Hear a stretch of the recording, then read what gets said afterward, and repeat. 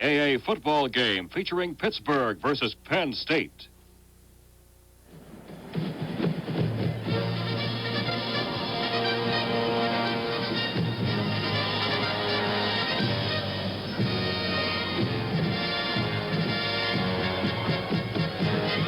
NCAA college football tonight. The #1 ranked Pittsburgh Panthers featuring Heisman Trophy candidate Tony Dorsett against the Nittany Lions of Penn State.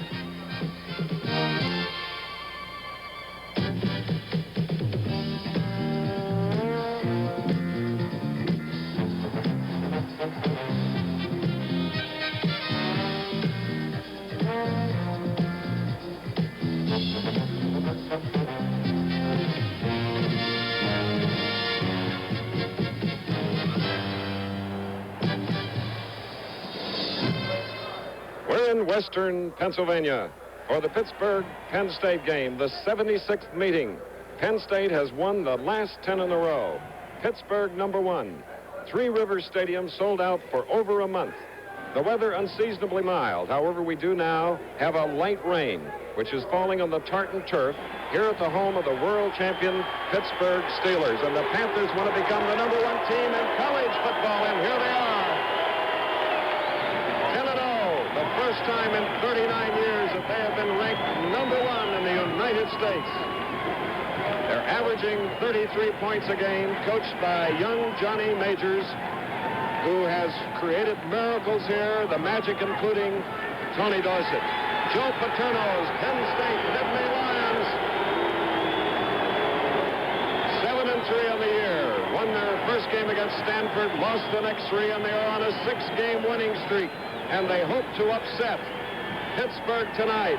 They won 37, Pittsburgh 35, with 3 ties. Last year, the game wound up in a 7-6 victory for the Nittany Lions. Both bowl-bound, Pittsburgh going to the Sugar Bowl against Georgia, Penn State going to the Gator Bowl against Notre Dame. A capacity crowd of over 50,000 equally divided. 25,000 fans for each team. And this is the type game that actually divides members of families. That's right, because some go to Penn State, some go to Pittsburgh. But it's an annual affair, and I'm glad to be here tonight with a man that knows all about #1 ranking when he was at Oklahoma, Bud Wilkinson. Well, Chris, in addition to the national championship at stake and the domination of Eastern football, we have the challenge of a dynasty. Joe Paterno, the last 10 years, has dominated with his Penn State team Eastern football. Prior to that, it was a little more wide open. Ben Schwartzwalder did it at Syracuse for a little while. Red Blake did it at Army. But Johnny Majors, since he's been at Pittsburgh, has been gradually building to where he's ready to make the challenge tonight. And if Pittsburgh wins, it will not only be the national championship for them, but perhaps a new beginning era for Pittsburgh again to be the champions of the East. Bud, we look forward to your commentary. And ladies and gentlemen, on the sideline tonight is the sports director of our ABC affiliate here in Pittsburgh, Channel 4 WTIE. And we're pleased to bring in Steve Zabriskie with some comments on the Heisman Trophy candidate, Tony Dorsett. Steve? Thank you very much, Chris. And as Chris mentioned, as the sports director for Channel 4, the ABC station here in Pittsburgh, I've had an opportunity for the last couple of years to see both Penn State and the Pitt Panthers in action. And hopefully by being down here on the sideline, near the players and close to the action, I'll be able to give you a little more insight into what exactly is happening in this most important game. It is a big game. National attention is on it because of the #1 ranking of the Pitt Panthers, and eyes will be on it for that reason. Also, a lot of eyes tonight will be on number 33 for the Pitt Panthers, perhaps the greatest running back ever to play the game of football, Tony Dorsett. The ironic thing here is that Dorsett, when he was in high school, would have preferred to go to Penn State.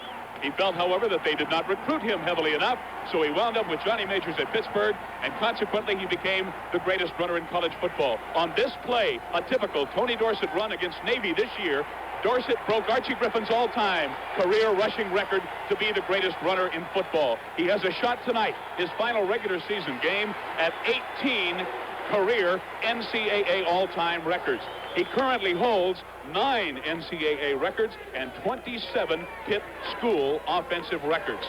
Among those NCAA records he already holds the most career carries, 1,036 times coming into tonight's game.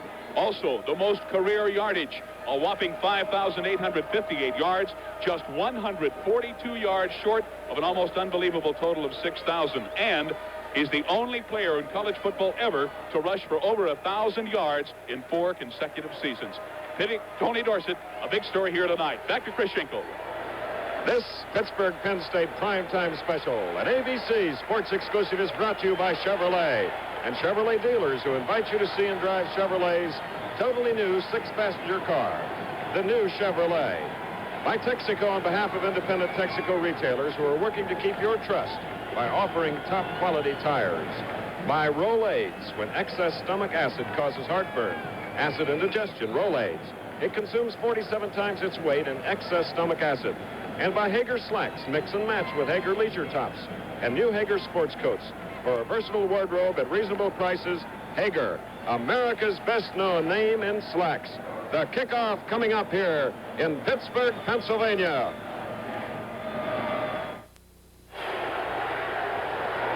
Both teams are really anxious to play, ladies and gentlemen. Penn State had won the toss, electing to receive on the right. They're in the deep blue jerseys, while on the left in white, the Pittsburgh Panthers, #1 in the nation.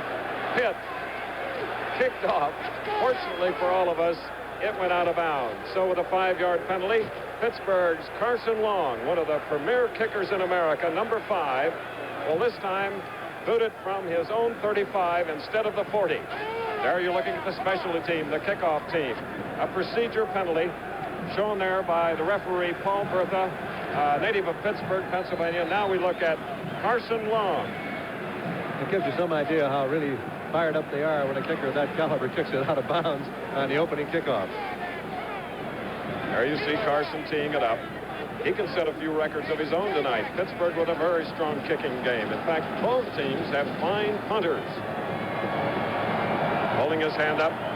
Listen to these fans. Penn State on the near side, Pittsburgh on the far side. There's the kick. Rich Maudie is deep. #48. He's at the 9, 10, 15. Coming out to the 20. Slipping on the tartan turf, which is a little wet as it comes out to the 24-yard line, where they will have a 1st and 10. Jeff Paluzzi on the tackle. Let's look at the Penn State Nittany Lion offense. Rich Maudie, split end, Long Island. Brad Benson, offensive tackle, Altoona, Pennsylvania. Ron Archena, offensive guard, Belmont, Pennsylvania. Keith Dorning, offensive center, Allentown, Pennsylvania.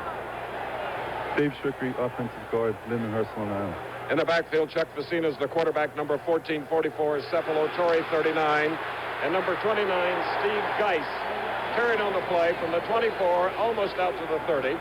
Jeff Delaney of Upper St. Clair, Pennsylvania, the monster man, number 14, was in defensively for the undefeated Pittsburgh Panthers. And their cheerleaders look like winners, too. So with the ball at the 29, it's going to be a 2nd down and 5. Second snap of the ball game, Bud. Joe Paterno feels they've got to control the ball. When they've got it, Dorsett can't be running with it. And for the second time, Steve Geis carries. Let's hear the backfield of Penn State introduce themselves. Jimmy Cephalon, flanker, Pittsburgh, Pennsylvania. Top Torrey, fullback, Sirius, New York. Steve Geis, tailback, Flemington, PA. Chuck Facina, quarterback, McKees Ross, Pennsylvania. All right. They now have a 3rd down and 5 at the 29. No score in the game. Penn State in the dark blue jerseys. 7-3 on the year. Facina, the quarterback. Not enough for the 1st down. Steve Geis, who figured in on all of the snaps, was stopped by Leroy Felder at approximately the 34. They needed to get out to the 39, so it's going to be a punting situation. In the punt with a 34.5-yard average is Scott Fitzke, who also plays flanker. He's off to the right of your screen. No wind inside Three Rivers Stadium as Willie Taylor, number 29, is deep. Oh, a beautiful punt, exceeding his average on the year. Coming way back to the 19. Willie Taylor calling for a fair catch. That is good. Now, let's hear from the offensive members of the #1 ranked team in the nation, Pittsburgh. Hi, my name is Gordon Jones, wide receiver, North Versailles, PA. Hi, my name is John Hanhauser. I'm an offensive tackle from Erie, PA. Hi, my name is Matt Carroll. I'm an offensive guard from Middleborough High School, North PA. John Pelusi. I'm a center. I'm from Youngstown Cheney High School, Youngstown, Ohio. Tom Brazosa, offensive right guard, Newcastle, Pennsylvania. All right, from the 18, 1st and 10, and carrying on the plays, the #1 runner ever, Tony Dorsett, Aliquippa, Pennsylvania. 5'11", 192 pounds, number 33. You might see him in 3 different spots. The fullback up close to the quarterback, or the tailback behind, or perhaps even a wing or a halfback in the split set. And the carry was out to the 22-yard line. Tony gained 4. It's 2nd down and 6. Dorsett's average against everybody else is far, far greater than his average against Penn State. All right, Cavanaugh, the quarterback, the junior from Youngstown, Ohio, caught for a loss back to the 20, and let's hear from the backfield of Pittsburgh. Here they are. Willie Taylor, wide receiver, Verona, New Jersey. Bob Hutton, Marlboro, New Jersey, running back. Anthony Dorsett, running back, Aliquippa, Pennsylvania.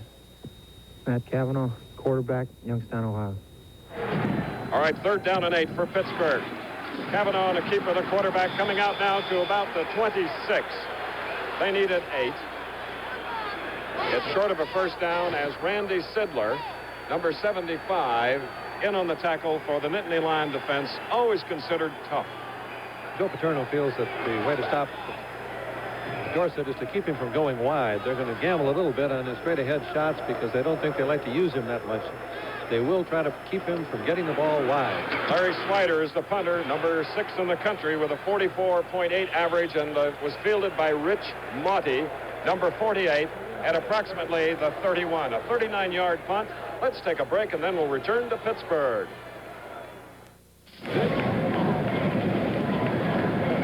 Back again at Three Rivers Stadium, a capacity crowd, 55 degrees, a light mist falling. Rained earlier in the evening. The field was covered, the tartan turf.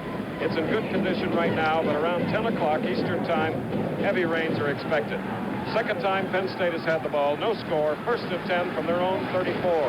Monty and Cephalo are potential pass receivers. The I formation. 39 is Torrey. It goes to the deep back. Geis, number 29.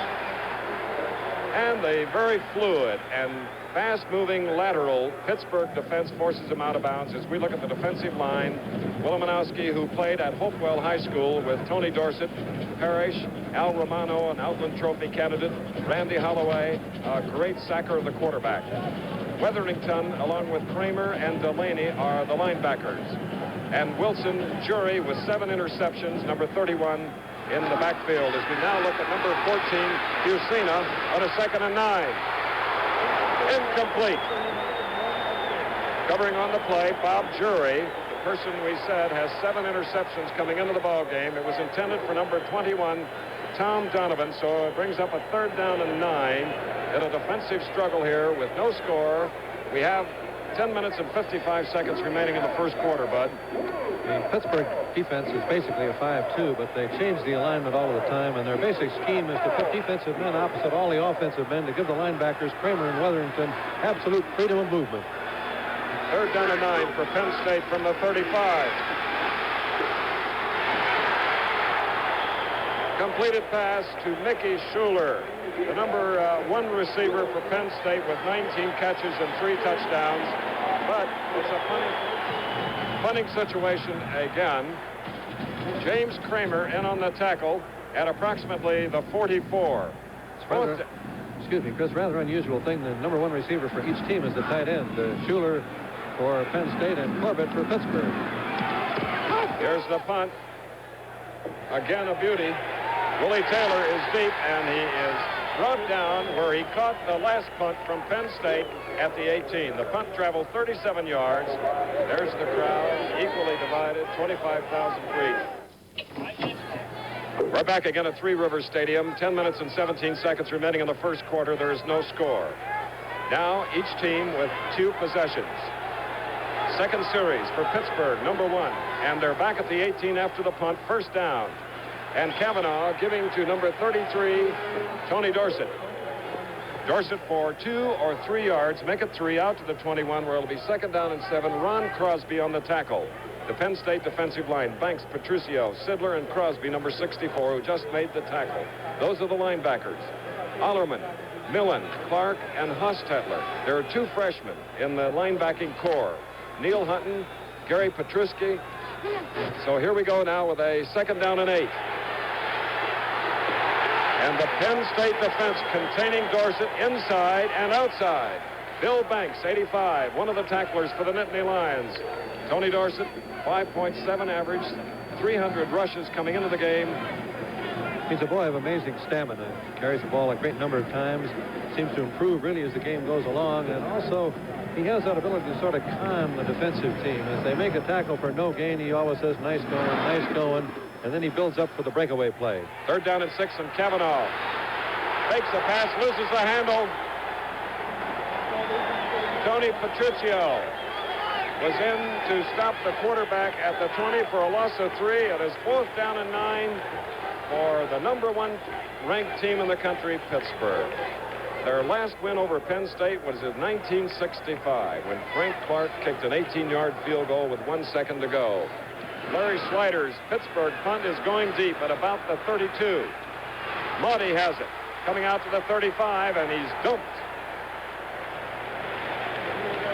A 48-yard punt and no return as you see the rain coming down behind the Pittsburgh cheerleaders.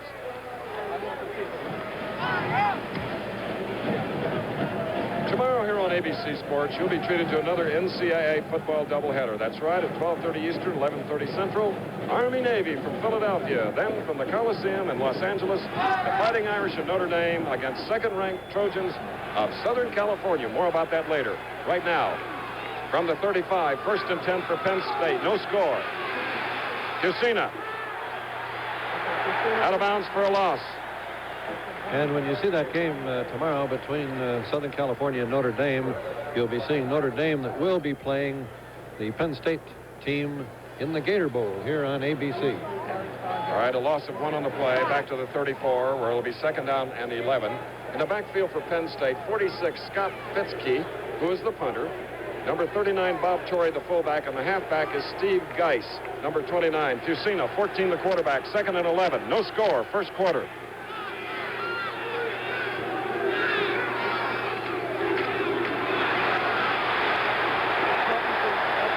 And Pittsburgh's defense meets the challenge. Cecil Johnson, number 60, was one of the defenders in on Bob Torrey. Penn State, Chris, is beginning to change their offensive alignment a little bit. They haven't moved the ball yet, but each time they jump to a different formation, the scouts in the press box are reading what the adjustments are by the Pitt Panthers, and they hope to be able, as soon as they know how they're playing the formations, to loosen them up and make some yardage. As you see a little moisture on the helmet there. All right, 2nd down and 9 for Penn State from their own 36.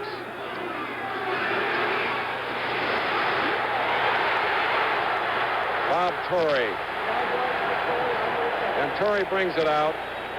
That was a 3rd down play, my correction, as James Kramer made the stop. And again, it's a punting situation. That was the 3rd possession for Penn State. Pittsburgh has had 2.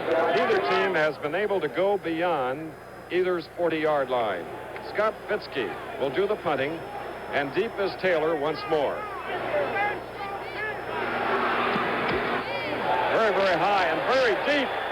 Fitzke's kick is inside the 10, and Taylor is driven back to his own 8, and Pittsburgh will try to move it from there. A 50-yard punt by Scott Fitzke of Penn State. We'll be back.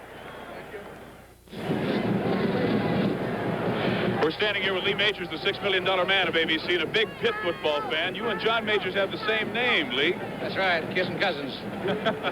You come to many Pitt games. Yeah, this is my 4th year. I coach 1 game a year for him. We better go back to the action right here. I don't want to miss anything. What's your record? 2-1. All right, Lee, thank you.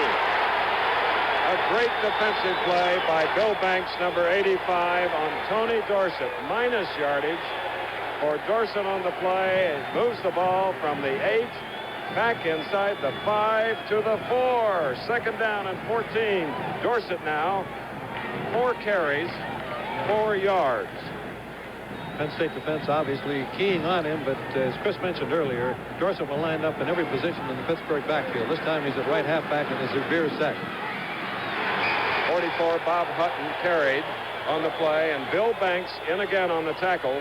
Number 85 from Camden, New Jersey, a junior defensive end, 6'1", 220. I'm very sorry to see it raining out here because the field can get just a little bit slick. This is tartan turf, and we talked to some of the Pittsburgh Steelers this afternoon, Jack Ham notably, who said that when this field gets wet, it does get a little bit slippery. And now Tony Dorsett is the tailback. To the left of your screen, the deepest back on 3rd down and 12. No score. Tony Dorsett stopped by Bill Banks, one of the tacklers in on the play, along with number 64, Ron Crosby. The pinching ends are getting in on number 33, along with 44 Hutton going to the far sideline. Punting time for Larry Swider, 4th down and 10. 2-yard gain on that last play. Monty back at his own 41. The deepest penetration by either team. And for the first time, Penn State is in Pittsburgh territory at the Pittsburgh 45. 5:38 left in the first quarter. No score. Penn State had a good run back of a Larry Swider punt. For the first time, Penn State is in Pittsburgh territory at the 45. There's Lee Majors, not related to Coach Johnny Majors. Lee is from Kentucky, played football for a while at Indiana University, and has often been with us in the booth on the West Coast. All right. From the 45, 1st and 10, Penn State. Carrying on the play, Mike Gooman, a freshman, thrown for a loss. James Kramer, the right linebacker, in on the play, joined by Jeff Delaney, number 14. There's Johnny Majors from Lynchburg, Tennessee. I've been impressed thus far, Chris. Going into the game, I thought that Pittsburgh would have a punting advantage. Swider had a 44.8 average going into the game, and Fitzke 34.5, a 10-point difference. But thus far, Fitzke has had the superiority in the kicking. Now he's a flanker to the near side of the field. 2nd and 11 from the 46. Now he goes in motion toward the backfield. On a keeper, Jusina slips on the moist turf. The artificial turf slipping for a loss. Back to the 49, a loss of 3. It'll be 3rd down and 14. And Johnny Majors, after doing a tremendous job at Iowa State, getting them back in the thick of the Big 8 conference, moved to Pittsburgh, and as you can see, he's rebuilding the glory days of Jock Sutherland here at the University of Pittsburgh. And before Jock Sutherland, for you longtime football fans, the incomparable Pop Warner. 3rd down and 14 now for Penn State. 4:26 left in the first quarter. Slot formation. Jusina. Beautiful catch by Rich Motti. Number 48. Out of bounds inside the 25 of Pittsburgh. Remember, Penn State is a touchdown underdog. There is Motti. His 11th reception. Been averaging 14.8, looking for his first touchdown through the air.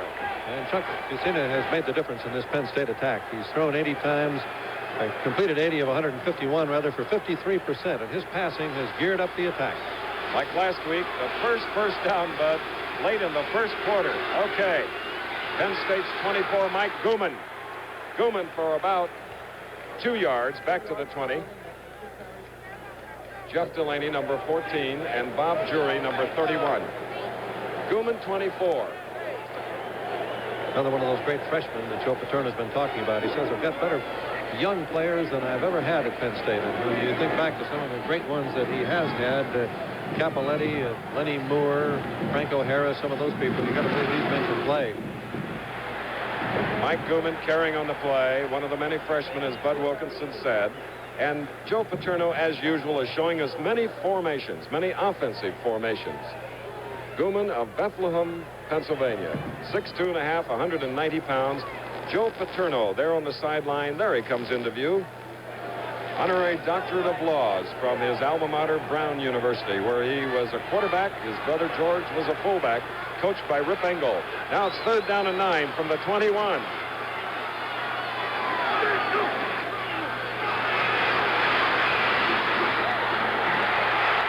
Bob Torrey, touchdown.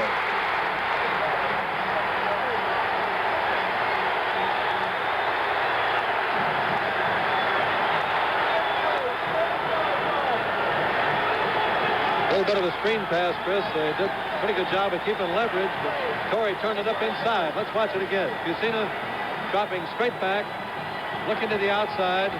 He finds Torrey. Torrey cuts inside the corner man, then picks up a devastating wall of blockers down the middle, and it's home free to the end zone. And now Tony Capasoli, number 11, tries the point after. It's up, and it's good. 45 yards. And on the sixth play, a 21-yard touchdown.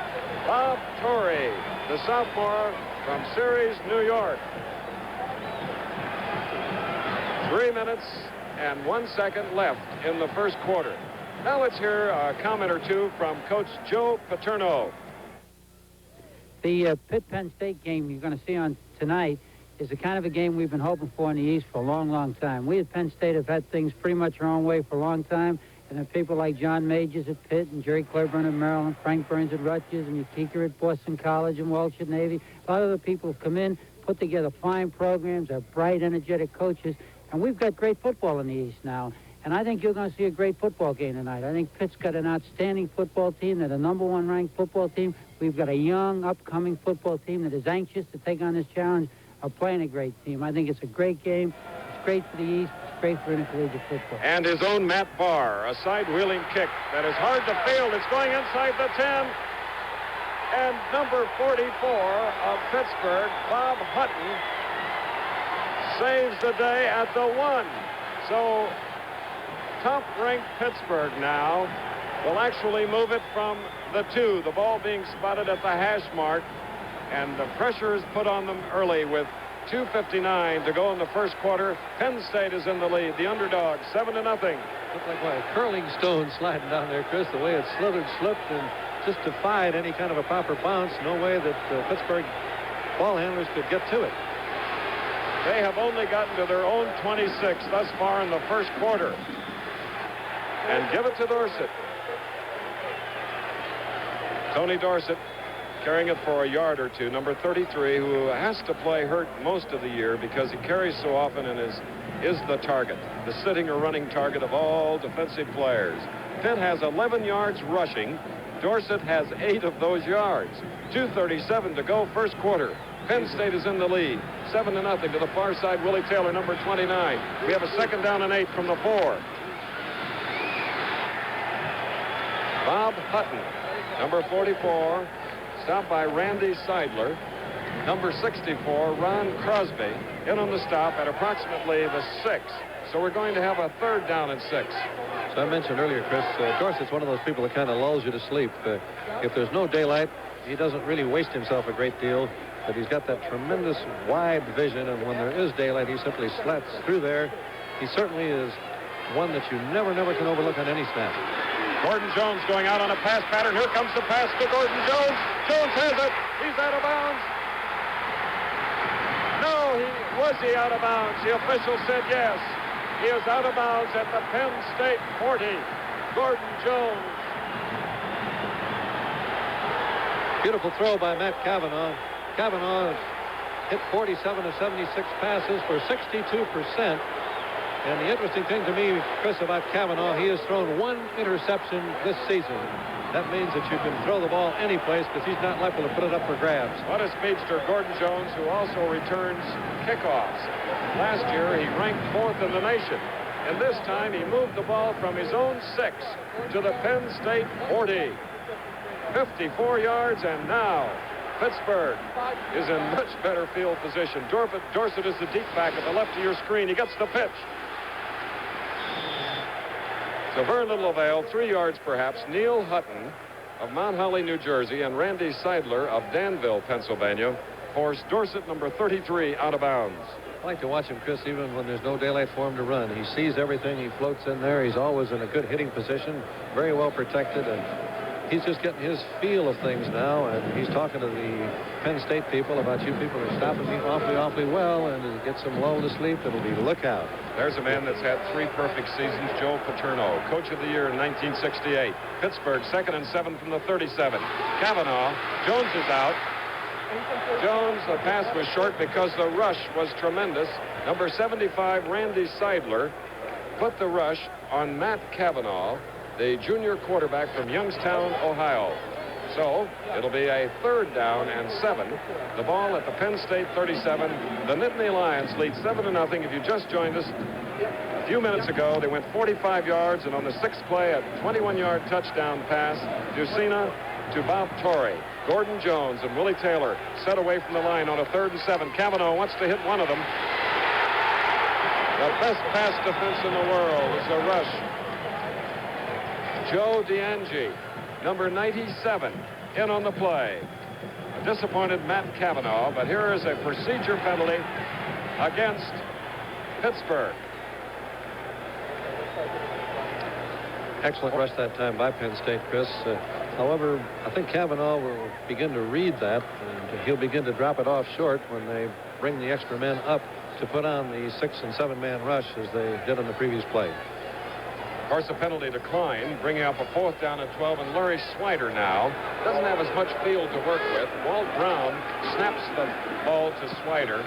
It's low, angling for the corner. 2 officials will line it up, and let's see. It'll be a touchback coming out to the 20. Penn State in the lead, 7-0 with 1:19 to go in the first quarter. Will snap it from their own 20-yard line. Joe Paterno, a native of Brooklyn, New York, won 10 years in a row against the Pittsburgh Panthers. Never been defeated by a Pittsburgh team. Tomorrow here on ABC Sports, you'll be treated to another NCAA football doubleheader at 12:30 Eastern Time, 11:30 Central. It's a traditional battle of the service academies. The Army-Navy game from Philadelphia. Then from the Los Angeles Coliseum, the Fighting Irish of Notre Dame take on the second-ranked Trojans of USC. Cephalo in motion from the 20, 1st and 10. Carrying the ball, Mike Gooman, the freshman, number 24. In the backfield, Gooman, 24, 39 Torrey. Cephalo, the flanker. Rich Maudie, the split end, number 48. The tight end is Mickey Schuler, number 82. Gain of 1 yard on the play. There's a close-up of Tony Dorsett, just waiting, biding his time, because sooner or later, he'll rip one. 2nd down and 9. Penn State leading 7-0. 46 seconds, first quarter. And Gooman getting a workout. 190-pounder. Charges out to about the 25. James Kramer, number 58, and 59, Arnie Wetherington, the linebackers.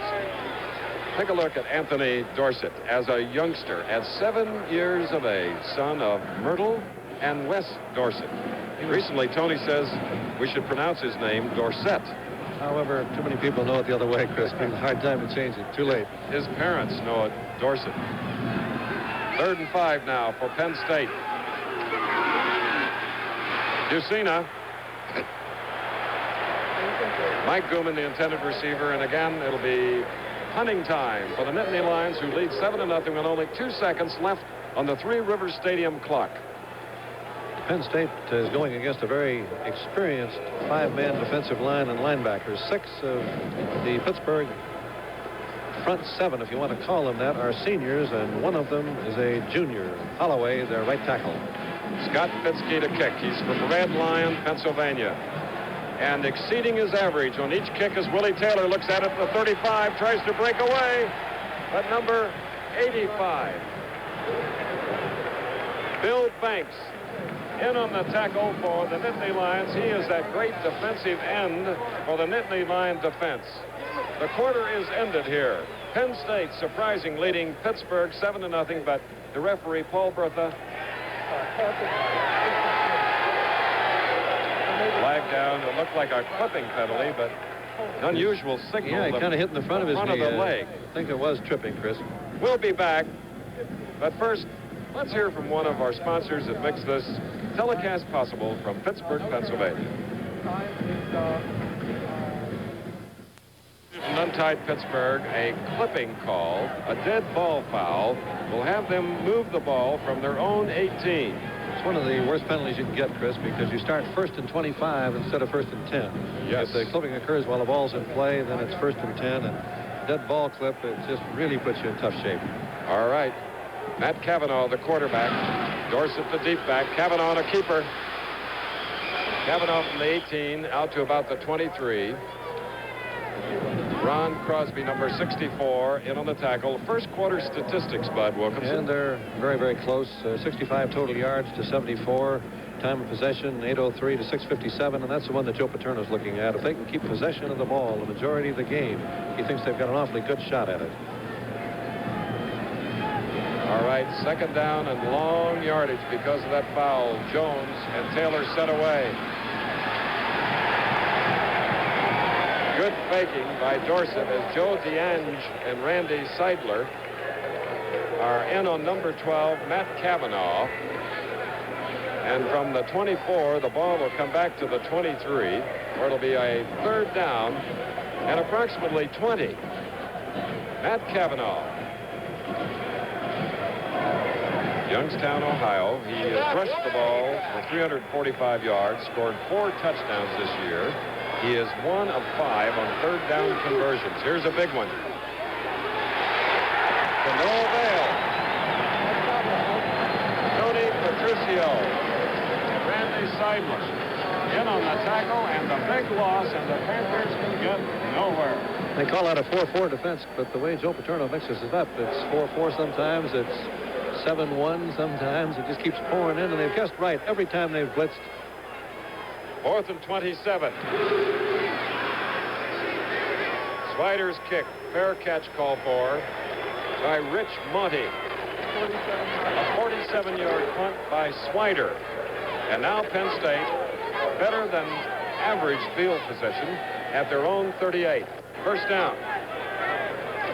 High school athletes will attract 5 million participants this year. Nearly 50% of the student body of most schools will be involved in the interscholastic program. The National Federation of State High School Associations requests your support for this important part of a school program. Penn State's Chuck Facino calling signals, leading 7-0. Opening moments of the second quarter. Interception by number 21, James Wilson. Wilson has it for the Panthers. Out of bounds at the Penn State 43. A little bit of an underthrow, Chris. Bucina didn't see Wilson dropping back. He was in perfect position to make the play. Let's take another look at it. A straight drop back pass. Ball thrown, and it's a little bit of a hanger, as you can see. Not enough speed on it. Let Wilson cut back in front of it. He makes a very good return here for about 14 yards, moving all the way across the field. Picked up some good blocks. Good field position now. Okay, Bud. From the 46, make it to 44. 1st and 10. Short pass intended for number 81, Jim Corbett, who had 30 catches coming into the ball game, including 2 touchdowns. 81, he's from Erie, Pennsylvania. The battle for recruiting here in this state between these two schools is ferocious, Bud. You look at the roster, and the majority of the players are from Pennsylvania. It also makes a difference who wins this game. Everybody likes to be with the winner. And if Pittsburgh can break through tonight, that'll make it easier for Johnny to continue this fine recruiting.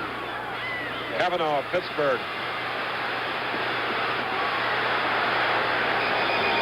Rather indecisive, which is unlike Cavanaugh, but the Penn State defense is so mobile that they'll cause you to make the wrong decisions. However, Cavanaugh did get from his own 44 to the 38, a gain of 6, third down and 4. Very good shot there, Chris, of how Penn State's going to play that wide option or any kind of a sweep. They had 2 people to the outside of Cavanaugh waiting for the ball to go to Dorsett because they do not want to give him any sliver of room. 12:27 left in the first half. Penn State 7, Pittsburgh nothing. They have the ball. Corbett. The play was blown dead prior to the fumble. And Pittsburgh. Wasn't a completion. Did he have possession? Okay, it's inside the 35. Watch it again. Number 81, Corbett, 6'4", 210-pound senior. And Johnny Major said before the game he has never seen Corbett drop a ball. He made the catch. He dropped it after he was hit, but the referee ruled that the play was dead, that he had been stopped prior to the fumble. And Pittsburgh is now beginning to ignore Dorsett a little bit. They realize that Penn State is keying everything on Tony, and they're using him to fake, and they're beginning to move the ball a little bit with that strategy. All right. Let's take a look at it again and be sure that the officials called it correctly. There, he's made the reception. He's hit, and now he's being driven back before he fumbled the ball. At least that was the interpretation from the umpire. First downs have been scarce. There's another one by Pittsburgh. So from the Penn State 34, Tony Dorsett carries for a yard or 2, and Randy Seidler, number 75, what a defensive game he is having at defensive right tackle. And he just seems to know where Dorsett is going, or any of the ball carriers. So with the ball now at the 33, it's a 2nd down and 9. Penn State leads. They went 45 yards, and on the 6th play, a 21-yard touchdown pass. You've seen it to Bob Torrey. The point after, 7-0. 2nd and 9, Pittsburgh. An interception by Penn State. Number 92, Rick Donaldson, a freshman from Dunkirk, New York, pulls in a Kavanaugh pass, so Penn State takes over at its own 8. 11:22 remaining in the first half. Penn State leading Pittsburgh 7-0.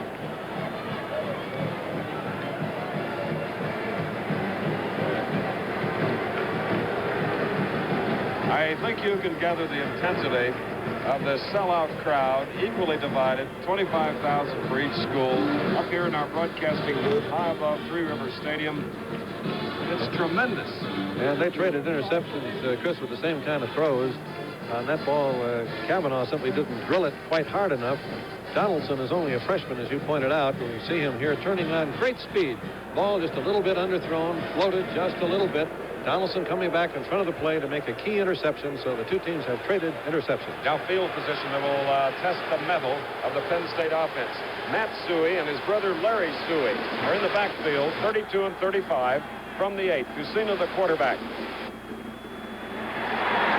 Giving to Matt Suey, who is a freshman. Randy Holloway in on the tackle, and there is a loss on the play back to the 6, where it'll be 2nd down and 12 for the Nittany Lions. It's a great family for Penn State. The 3 Suey brothers on the team, Paul, Larry, and Matt. They're the sons of Steve Suey, who was an All-American under Bob Higgins in 1947 at Penn State, and Bob Higgins is their grandfather. Okay.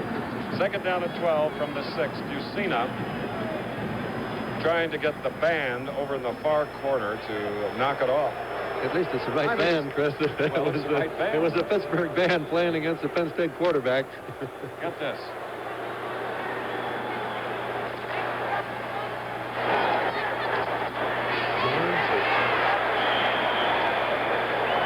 Matsui carried from the 6 on a 2nd and 12.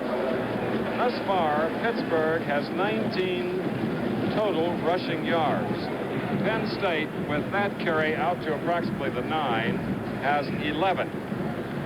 I don't know whether that's due a great deal, Chris, to the slipperiness of the turf. I think most of it is due to the excellent preparation both these teams have had. They've had 2 weeks practically to get ready to play, and that does give you what a coach loves, a little more time for a key game when your players want to be ready. 39 in the backfield. Chuck Fusina covered the ball, and it brings up a 4th down with the ball at the 7, a 4th down and 9. I think we may see some change of cleats here in the second half. An artificial turf, most teams play with the sort of soccer peg-like cleats, but this field looks to be slippery enough that I think we'll get some of the old-fashioned turf cleats put on. All right, Scott Fitzke in his own end zone to punt. Big rush, 10 men ready to go. Willie Taylor is deep for Pittsburgh. A tough rush put on him. Fitzke gets it off a fair catch. Called for by Willie Taylor. No wind tonight. Still misting. And the spot now, the snap for the Panthers will come from the Penn State 41. First this break. Standing NCAA football doubleheader beginning at 12:30 Eastern Time. The Army-Navy game live from Philadelphia. Then at 4 o'clock Eastern Time, Notre Dame battles USC. 2 great traditional rivalries tomorrow on ABC. Number 1 ranked Pittsburgh. Now field position at the Penn State 41. Penn State leading 7-0, 9:24 remaining in the first half. Kavanaugh faking a handoff, faking a pass, and a keeper, Bill Banks, was not fooled as we go down to Steve Zabriskie. Steve? Thank you, Chris. Jim Corbett's wrist has been bandaged. Originally, he cut it, and it appeared that he aggravated it on the artificial surface, or else someone had stepped on it with their rubberized cleats and torn the cut open a little bit. We're not sure whether he hit it on somebody's headgear or just how he cut it, but it appears to be just a cut. It's bandaged. He's back in the game, and he should be all right. We'll have to wait and see if it'll affect his receiving, however. Okay, Chris. Thanks, Steve. 2nd down and 8 now from the 39. A bullet to Gordon Jones. Jones is to the 13 of Penn State. First down. Peterkuski of Trenton, New Jersey. And when you've got everybody up there, Chris, ready to stop Dorsett, and you better have some linebackers ready if you're going to stop Dorsett, there just isn't a lot of help in the secondary, as you can see. Beautiful throw here by Fusina. Man wide open because the linebackers were up protecting against Dorsett, and Gordon Jones makes a beautiful run. Taylor now going to the far side as a flanker. First and 10 from the Penn State 13. Pitt's deepest penetration, Dorsett. And Dorsett for a couple of yards. Ron Crosby forcing him out, along with Rick Donaldson, number 92, earlier had an interception for the Penn State defense. Averaging 172.4 yards per game. But up to now, Tony Dorsett has been really contained. He has now a total of 23 yards. But it's early, 8:20 to go in the first half. Penn State leading 7-0. And Joe Paterno said that we're not going to make any yards wide. Second down and 8 now for Pittsburgh. There goes Dorsett. He went wide to the 6. Going lateral with him, Bill Banks, the defensive left end, number 85. There he is. We're going to get some kind of misdirection from Pittsburgh pretty soon. That defense is truly flowing very, very rapidly with the first fake. That was Tony's longest gain on the play, a gain of 5 yards, so it's third down and 3 for the Panthers. Dorsett lines up now as the halfback, the right halfback in the split back formation for Coach Johnny Majors. And the referee, Paul Bertha, who works for the Allegheny County officialdom, is the referee here, one of the best in the East. He better remain impartial also, Chris, if he's a public official here. All right. 7:33 to go in the first half. Penn State 7, Pittsburgh nothing. Pittsburgh has converted on 2 of 8 third downs. Here's a 3rd and 3 at the 6. To Dorsett. Dorsett has 6 points.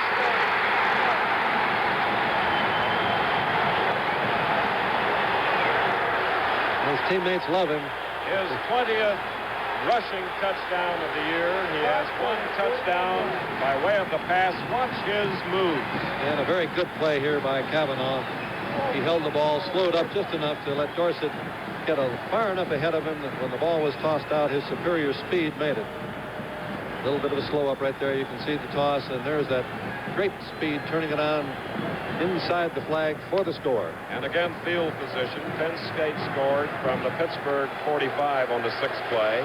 Now Pitt 41 yards on the 5th play. Dorsett scores, and the point after attempt by Carson Long is good. It's tied with 7:18 to go in the first half. Tony Dorsett has scored his 54th career touchdown, battling for the Heisman Trophy to be awarded on Tuesday. There is Carson Long, who will kick as we have a tie game at 7. 7:18 to go in the first half. Rich Monty is deep for Penn State. There at the left of your screen at about the 3 and moving forward.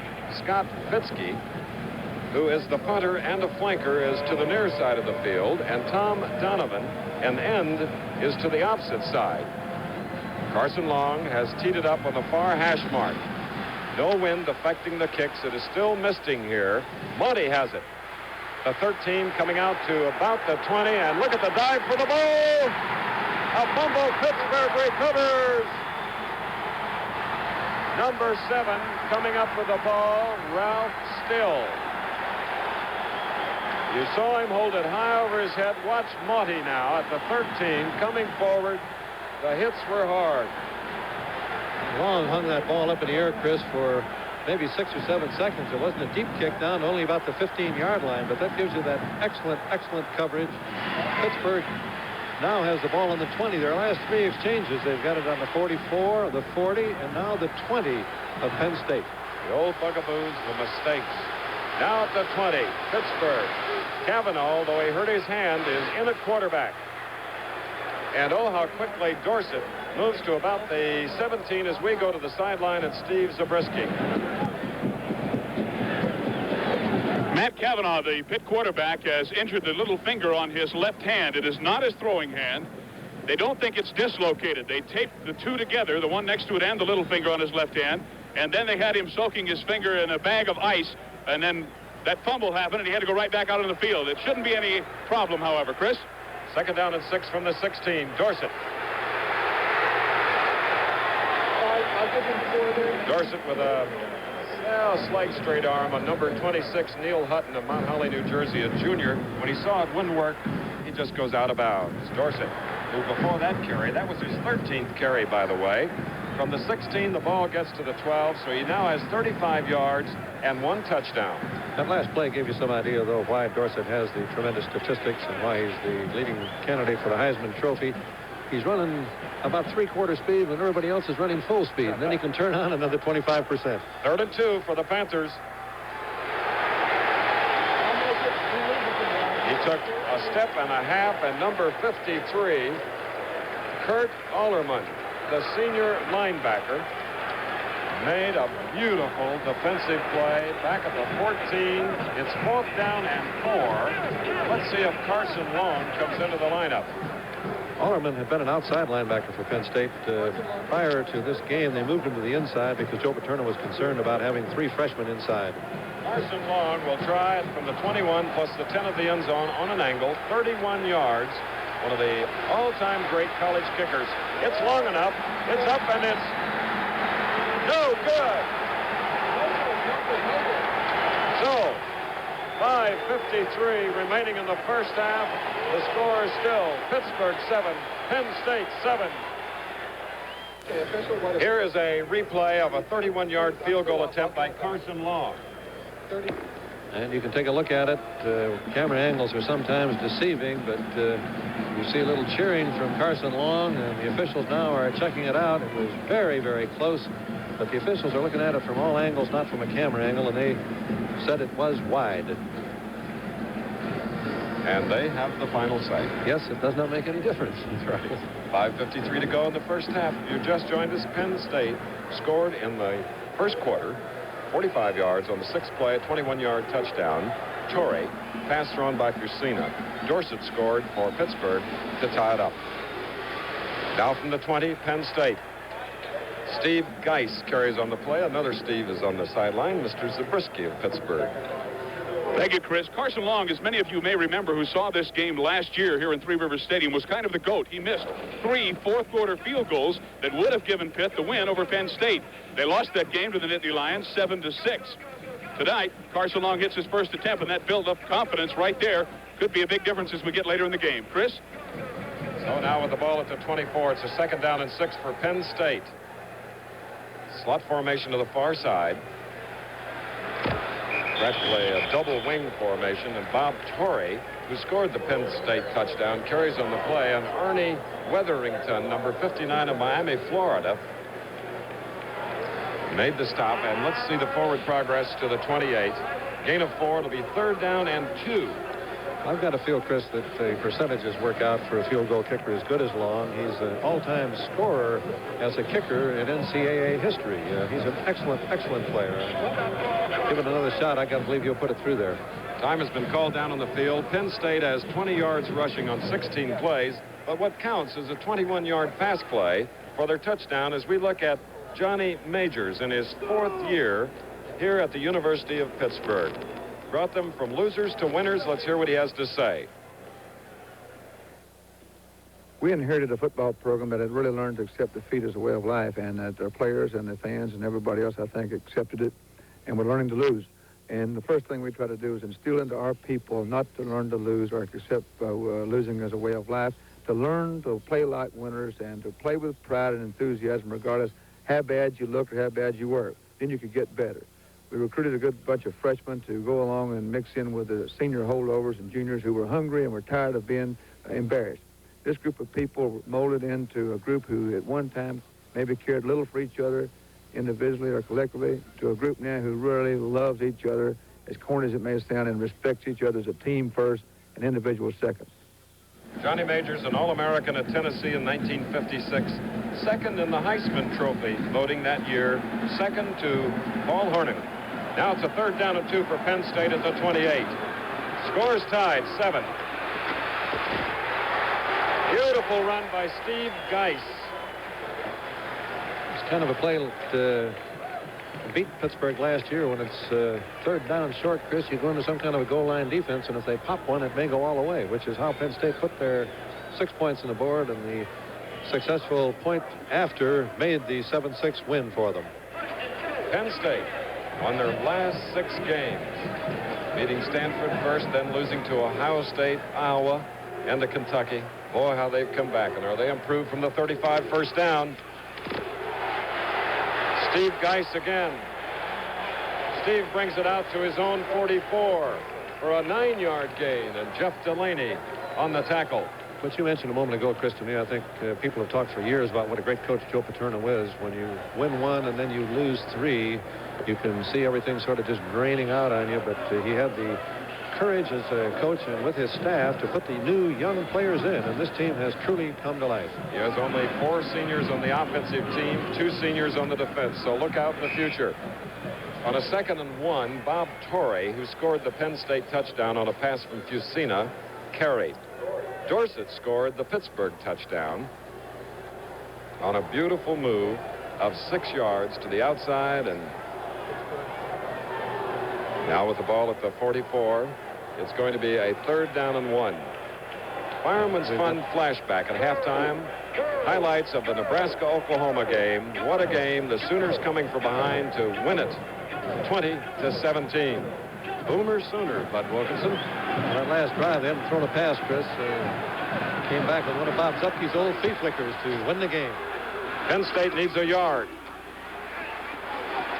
And they get more than enough. Steve Geis, their top producer on the ground, gets it right near midfield.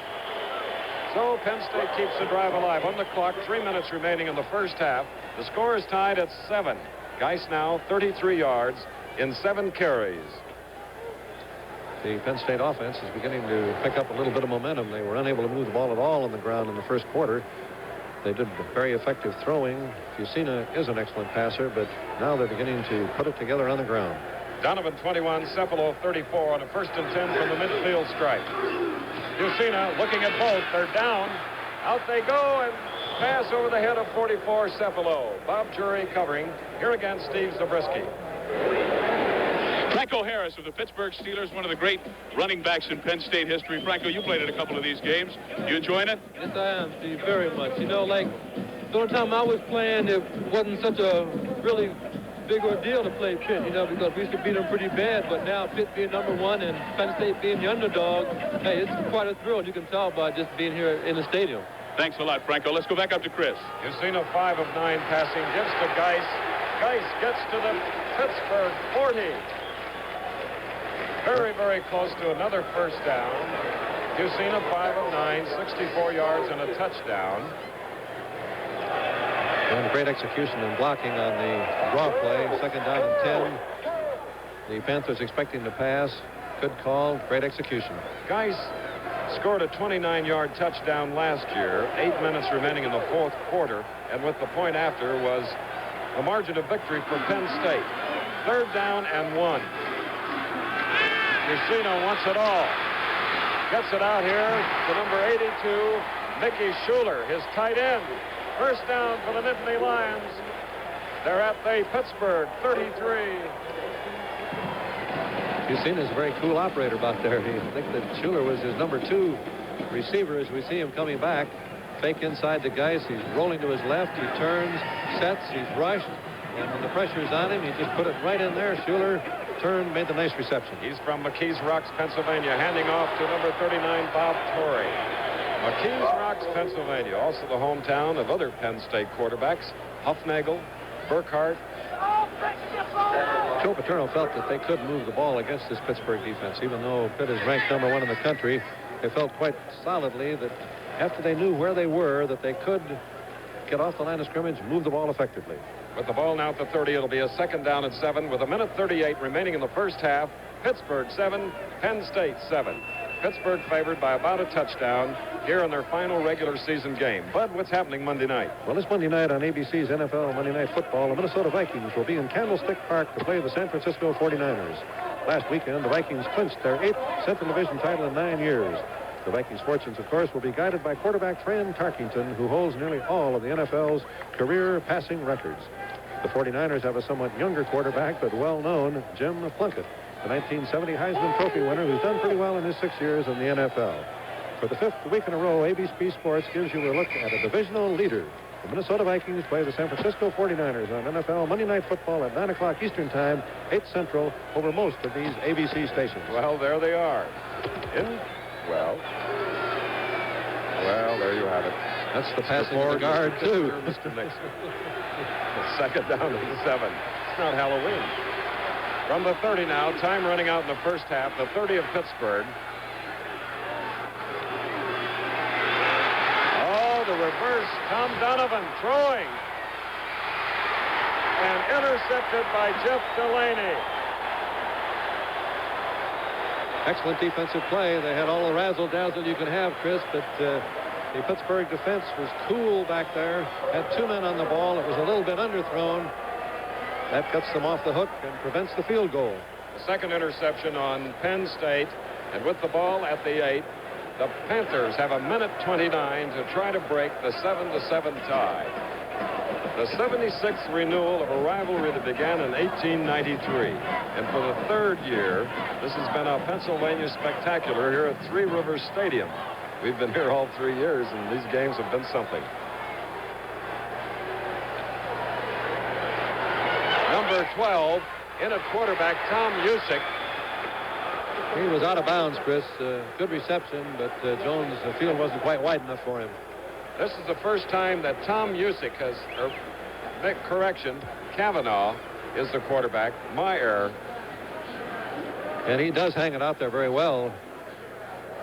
Jones makes the reception, but as you can see, his foot comes down out of the field of play.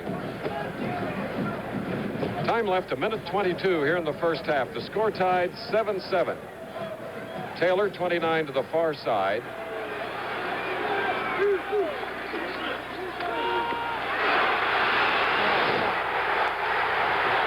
That's why he's a career rushing record holder. Tony Dorsett pops one from his own 8 out to the 30. I was going to say, Chris, that wow. You wouldn't expect this team to score with so little time left if they didn't have a man named Tony Dorsett, number 33. He just reads it, kind of glides through there. Reminds you a great deal of O.J. Simpson. 21 yards. There's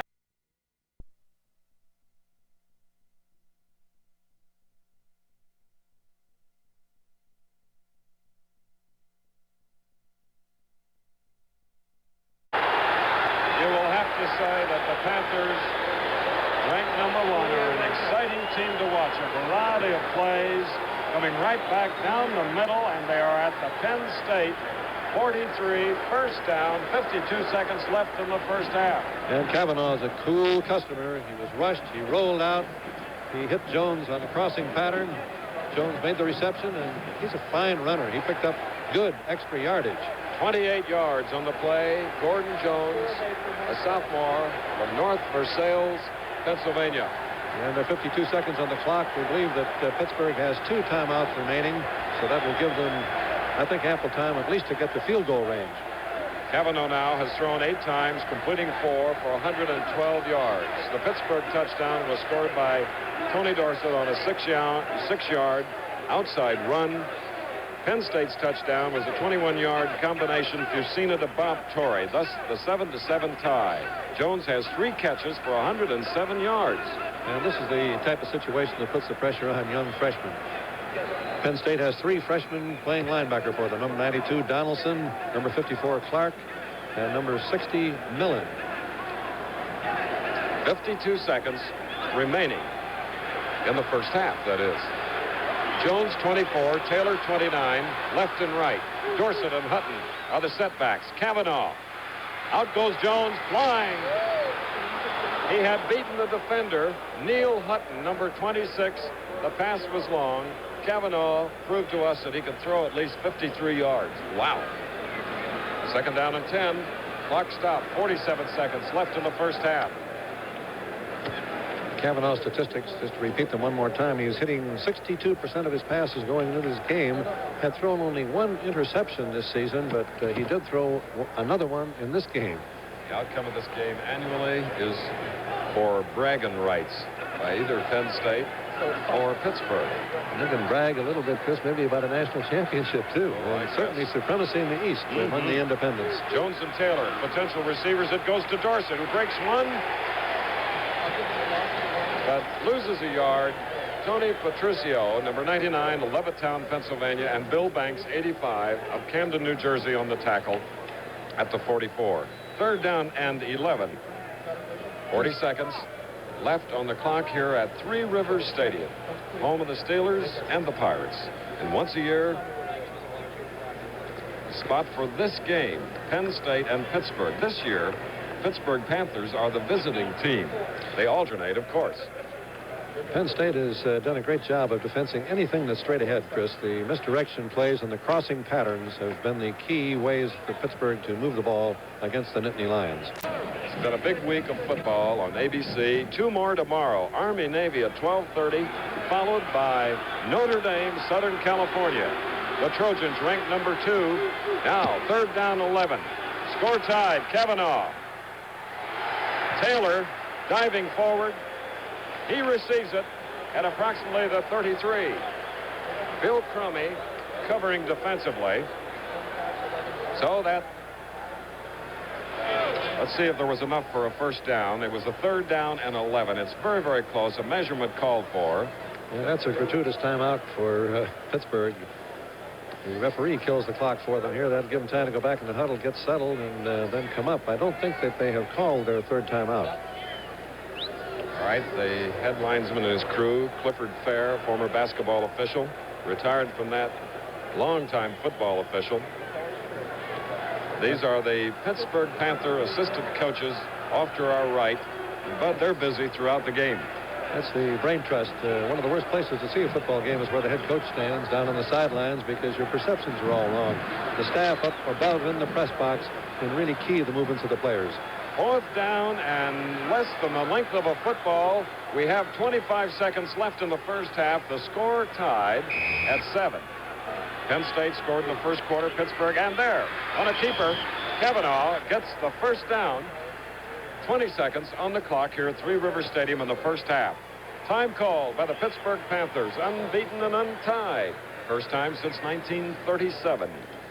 And I believe that's their third and final timeout of this half. And when they snap it, Bud, they'll do it from about the hash mark, the 32. Kavanaugh. A little bit of slippery turf out there. Number 95, Tom DePasso of White Plains, New York, a junior linebacker, shooting the gap. And it comes back to the 41, and Kavanaugh trying to stop the clock. No time left. So, here at Three Rivers Stadium, jam-packed, the teams crisscross it to our left with the score tied at 7. Let's go down to Steve Zabriskie.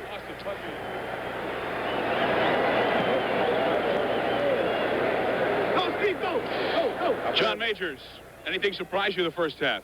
Not really. I expected Penn State to get after us like they are, and both defenses are playing a great ball game. It's a hard-fought ball game, and we've got to maybe put the ball in the air a little more to throw them off balance, and they're getting after us very well, and both teams are. It's a hell of a ball game, and it's wide open to this point. Anybody can win the game. Do you think, Coach, that in the beginning field position made the big difference? Very big. They gained every time. They gained field position the first 3 or 4 times we exchanged the balls. Yes, it's a big factor. It always is in football. All right, Coach, good luck to you in the second half. What do you anticipate now? I anticipate the same hard-fought battle and hope we can loosen them up some. We got to get our offensive line cranked up, keep them out of our backfield, and give us a little more time. That's one thing, or we're going to have a difficult struggle. All right, good luck to you, Coach. Okay. Thank you. And it continues to mist here. Maybe our pal and native of Pittsburgh, Errol Garner, thought of it when he wrote the tune Misty. We'll be back with a lot of action after this. Uh-oh, the boss. Why is that everyone looks so busy, but nothing ever gets done. Sir, it's your aftershave. It always arrives here 10 seconds before you do. Can I make a suggestion? Suggest. Menin Skin Bracer aftershave. It's got a nice, clean smell. Not too perfumey. It won't arrive before you do. Thanks. This company needed that. Sideline with Coach Joe Paterno. Coach, anything surprised you about the first half? Well, I'm really pleased how well we've played defensively. I didn't think we could maybe stay that long. I'm a little disappointed we haven't thrown the ball better. We're going to have to throw better if we're going to win this football game, because I'm sure we're going to have trouble containing that guy much longer. He's a great back, and anyway, any play he can explode on you, so we got to get some points. Okay.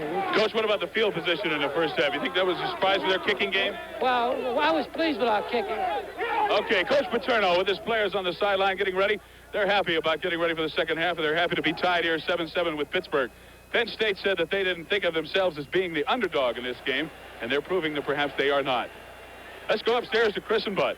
Thank you very much, Steve. And Bud, here are the first half statistics. And Pittsburgh having a little bit the best of it. They're passing particularly effective. Joe Paterno just mentioned that they've got to do better with their passing. The time of possession is key, and in the second quarter, Penn State had the ball only 6 minutes and 14 seconds. They dominated ball possession in the first quarter, which is why they controlled Pittsburgh so effectively. Ball possession is going to be the key. So if you're just joining us here, we're waiting the start of the second half. That is Matt Barr, number 10, that will be kicking to Pittsburgh. When the first half ended, Pittsburgh had the ball. After an interception, they moved from the 8 to the 32. Now deep, we have Willie Taylor, 29. 23 is Larry Sims for the Panthers. Score tied at 7. Taylor at the 3, 5, 10, 15, 20. Falls forward to the 25. And the unbeaten and untied Pittsburgh Panthers, ranked number 1 since November 15th, will try to move it from approximately their own 25. Touchdowns, first Bob Torrey, a 21-yard pass from Chuck Fusino, the Penn State quarterback, in the first quarter. Then Dorsett capped a 41-yard march, going outside, a 6-yard run for the score. 7-7 as Taylor comes to the near side. Jones goes opposite. Line of scrimmage is, let's call it the 26. Kavanaugh, number 12. Looping one out to Jones. He tried to make a 90-degree turn and move upfield, was forced out by Rick Donaldson, one of the many freshmen on the Penn State defense. In retrospect, one of the key plays in the first half, after Pittsburgh scored their touchdown on the following kickoff, Penn State fumbled on their own 20. Pittsburgh was unable to move the ball, and they narrowly missed a field goal. Had they scored there on 2 successive possessions, it might have given them the momentum that they're seeking. Both sides cheering now. It's a 2nd down and 6 from the 30. Pittsburgh and white. Kavanaugh. Dorsett was trailing on the play, a gain of a yard. So it'll be a 3rd down and 5. And let's meet the Pittsburgh offensive unit. Here they are. Hi, my name is Gordon Jones, wide receiver, North Versailles, PA. Hi, my name is John Hanhauser. I'm an offensive tackle from Erie, PA. Hi, my name is Matt Carroll. I'm an offensive guard from Middleborough High School, North PA. John Pelusi, I'm a center. I'm from Youngstown Cheney High School, Youngstown, Ohio. Tom Brazosa, offensive right guard, Newcastle, Pennsylvania. On a 3rd and 5, Dorsett comes outside. In the first half, he had 51 yards on 16 carries and 1 touchdown. He needs 91 yards here in the second half to hit the magic 6,000-yard march. He gets the first down for the Panthers. I was kind of bewildered at how he did that, Chris. There didn't appear to be any daylight at all, but he saw that little seam, used that great extra burst of speed, that reserve that he always has, to slither forward for the first down. 7-yard carry, 1st and 10 from the 38. Pittsburgh with the ball in their own territory. Kavanaugh. Ooh, a hard hit. Out of bounds at the 42. Kurt Allerman, number 53, forcing him out. Now let's hear from the Pittsburgh backfield.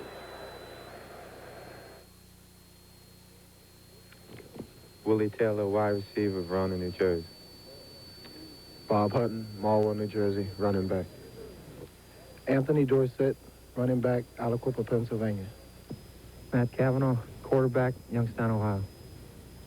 Matt now is up the line, 2nd down and 5 from his own 43. The score tied at 7. Bob Hutton, 44, carrying out to the 46. Gain of 3. It'll be 3rd down and 2. Ron Crosby on the tackle for Penn State.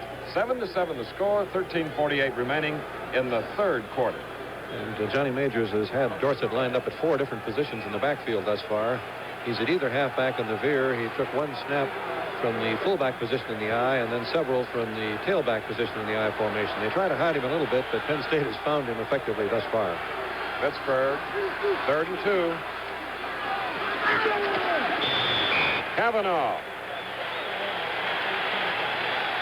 Averaged 4.9 rushing this year, 4 touchdowns on the ground. Number 12, Kavanaugh, the junior from Youngstown, Ohio. The ball is near midfield. And one of the things, Chris, you always have to do in a football game is take what they are willing to give you. And obviously, they are not willing to let Dorsett have much room to run. With Kavanaugh going out on the various option plays, when they're defending well against Dorsett, he's got some room. Now Dorsett is the tailback at the right of your screen, the deep back. Hutton is ahead of him. Fake to Dorsett. Here's the pass. The big rush put on by 85 Bill Banks. Pass intended for Willie Taylor. And let's set the Penn State defense. They have held a team that's averaged 33 points to only 7 in the first half. Penn State defense, which includes Bill Banks, who's been in a lot of defensive plays, number 85, Patricio, Seidler, and Ron Crosby, who was in on the last play, Allerman, Millen, and Clark, the 2 freshman linebackers, and Hostetler. And in the secondary, we have Hutton, Peter Kuski, and Bernie Robinson. Now a 2nd and 10.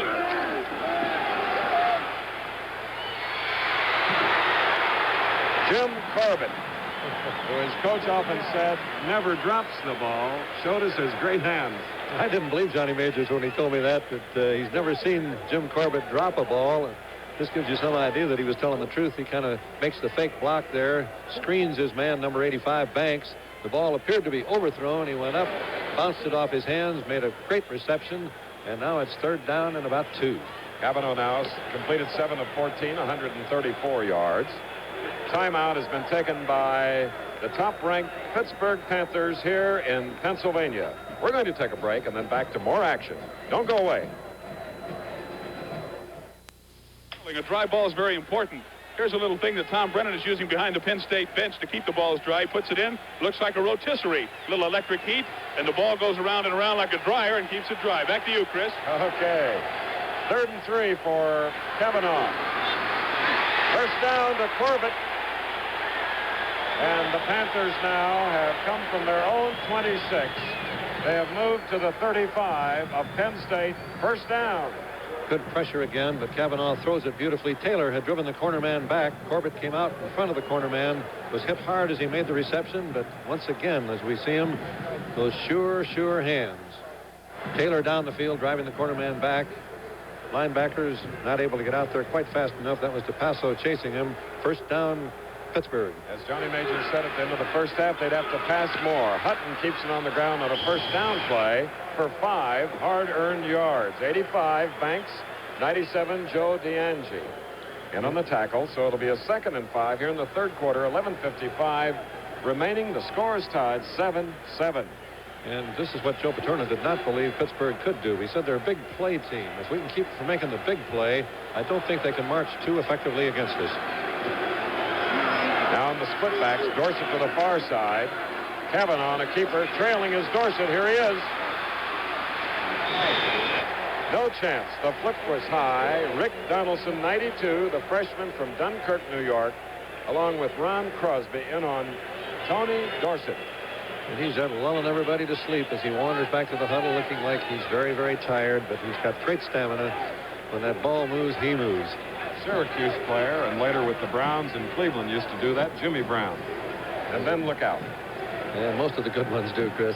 They kind of lull you to sleep and then light the fuse.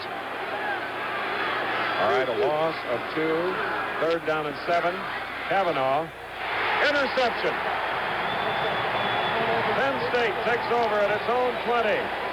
3 turnovers for Penn State, 2 for Pittsburgh. Joe DeAngie intercepts at the 20. The Nittany Lions tie ball game will take over. But first, this pause from Three Rivers Stadium. Pittsburgh had a great drive going, and on 3rd and 7, this happened to Kavanaugh. Kavanaugh rolling out. He tries to force this just a little bit. He had a little opening, could have run. The ball was thrown, and a very fine interception by Diangio set the play up and knocked the drive apart. And Penn State takes over. First and 10 at the 20. Geis, their top rusher, brings it out to about the 35. In a hard-hitting football game here at Three Rivers Stadium, out at the 35, it's a 1st and 10 as Dorsett looks on, perspiring heavily. Lynn Swan, graduate of Southern California, of course, a great star with the Pittsburgh Steelers, is here. Fellow broadcaster, Lynn, who are you rooting for tonight? Well, I'm rooting for both teams, but deep down inside, I know if Pitt loses, SC has a chance to be #1 in the nation. Well, Lynn, SC, of course, plays Notre Dame, to be seen here at 4 Eastern time tomorrow, and we're glad you're out here watching the game, and I know you're high on Gordon Jones. Gordon Jones is having a fantastic ball game. They've kept Tony Dorsett pretty much in check, so he's been doing a super job of helping the team move the ball down the field. Okay, Lynn, hang around. Lynn Swan of the Steelers. We have a penalty here.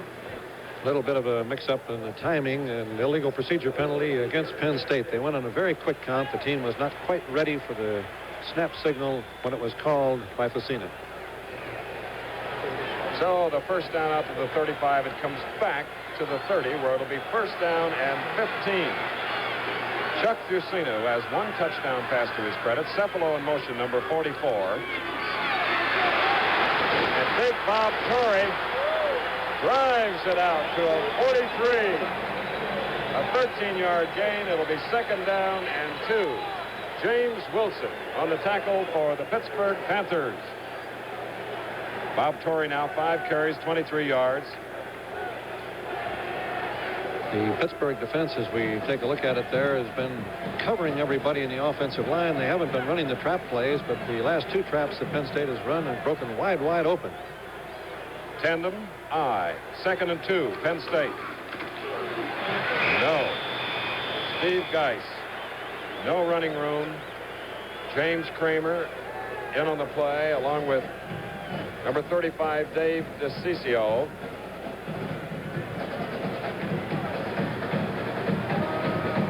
And Wetherington, number 59. So, loss of 1 yard on the play. It's 3rd down and 3 for the Nittany Lions. Score tied 7-7. 9:09 left in the 3rd quarter. 4 of 10 on 3rd downs for Penn State. Cephalo, 44 in motion.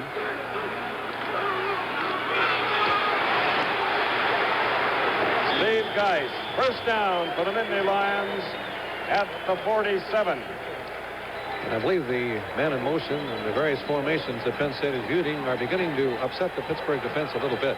They've been in 14 different sets if you count them going from left to right and the various distances that the men have been going in motion, which requires an accurate adjustment by the defensive team. Steve Geis, 62 yards and 10 carries. Tony Dorsett watching. Score is tied at 7-7. 1st and 10 from their own 47, Penn State. Facina.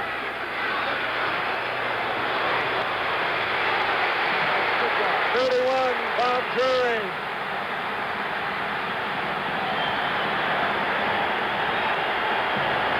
The 4th Penn State turnover.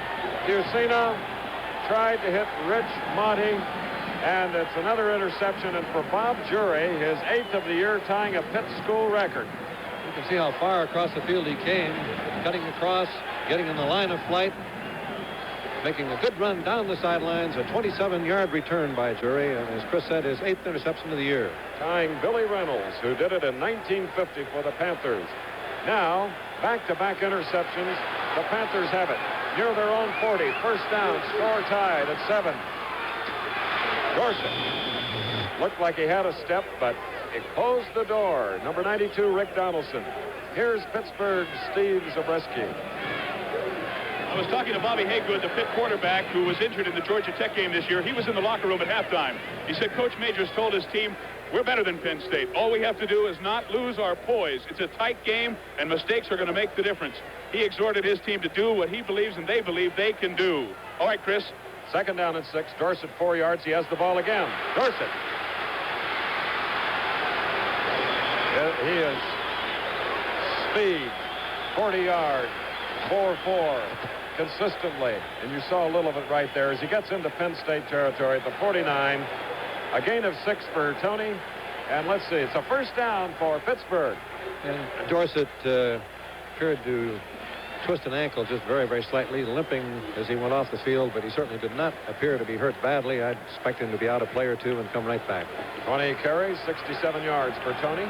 Taking his place, Elliott Walker, who has the bad ankles, 34. Hutton carries from tailback.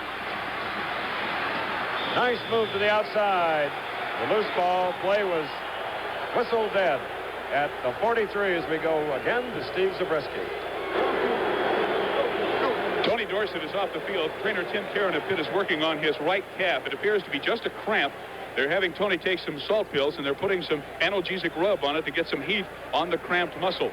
He's taking some salt pills. The Hawk is grounded right now, but they're working on him very feverishly to get him back into the game as soon as they can while Pitt still has the ball. Back to you, Chris. All right, Hutton 44, 34 Walker. Walker is the fullback, up close to the quarterback, 2nd and 4. And Walker just tripped a little bit as he took the handoff. Elliott Walker, the junior from Miami, Florida.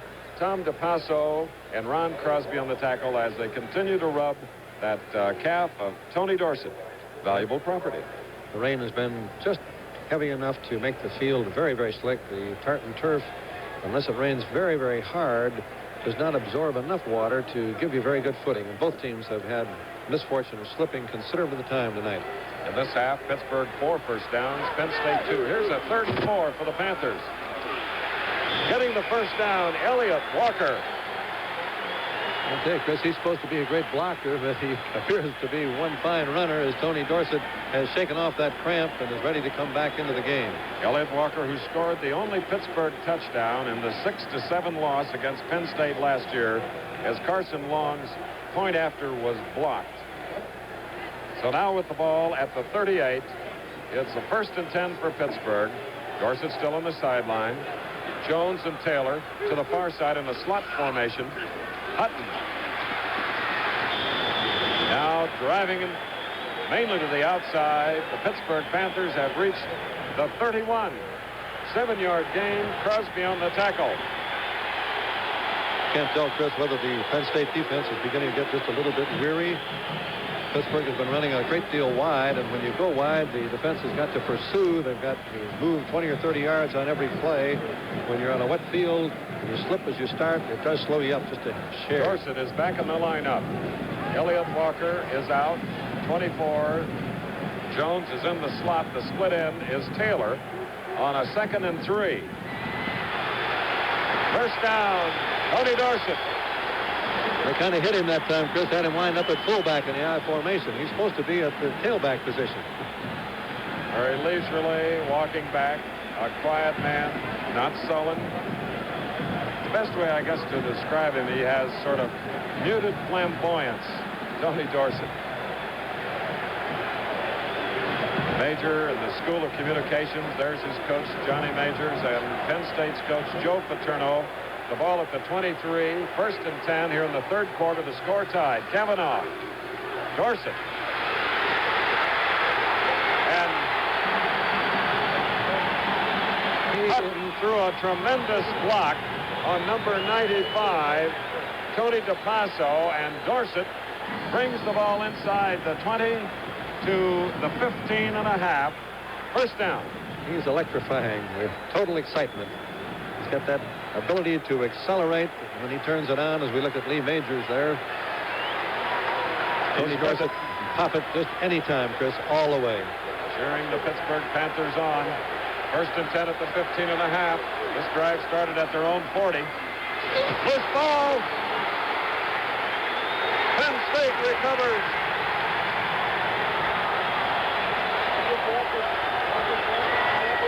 The 3rd turnover, Pittsburgh. Joe Diminick of Mount Carmel, Pennsylvania, recovers a Hutton fumble at the 13 of Penn State. Let's take a look at it again. Little trap play. Walker broke it to the outside. Didn't ever quite have good possession of the ball. It bounces out of his hands. He's supposed to hit that, Chris, about a yard further inside. He just didn't quite ever get it put away as it was ripped away there by number 75 of Penn State. and that was Randy Seidler. From the 13, first down, Cepalo coming toward the backfield. Carrying is Geis. And several Panther defenders. Look at him. 21, coming up from his halfback position, Wilson. 58 was Kramer. And 35, Dave DeCiccio.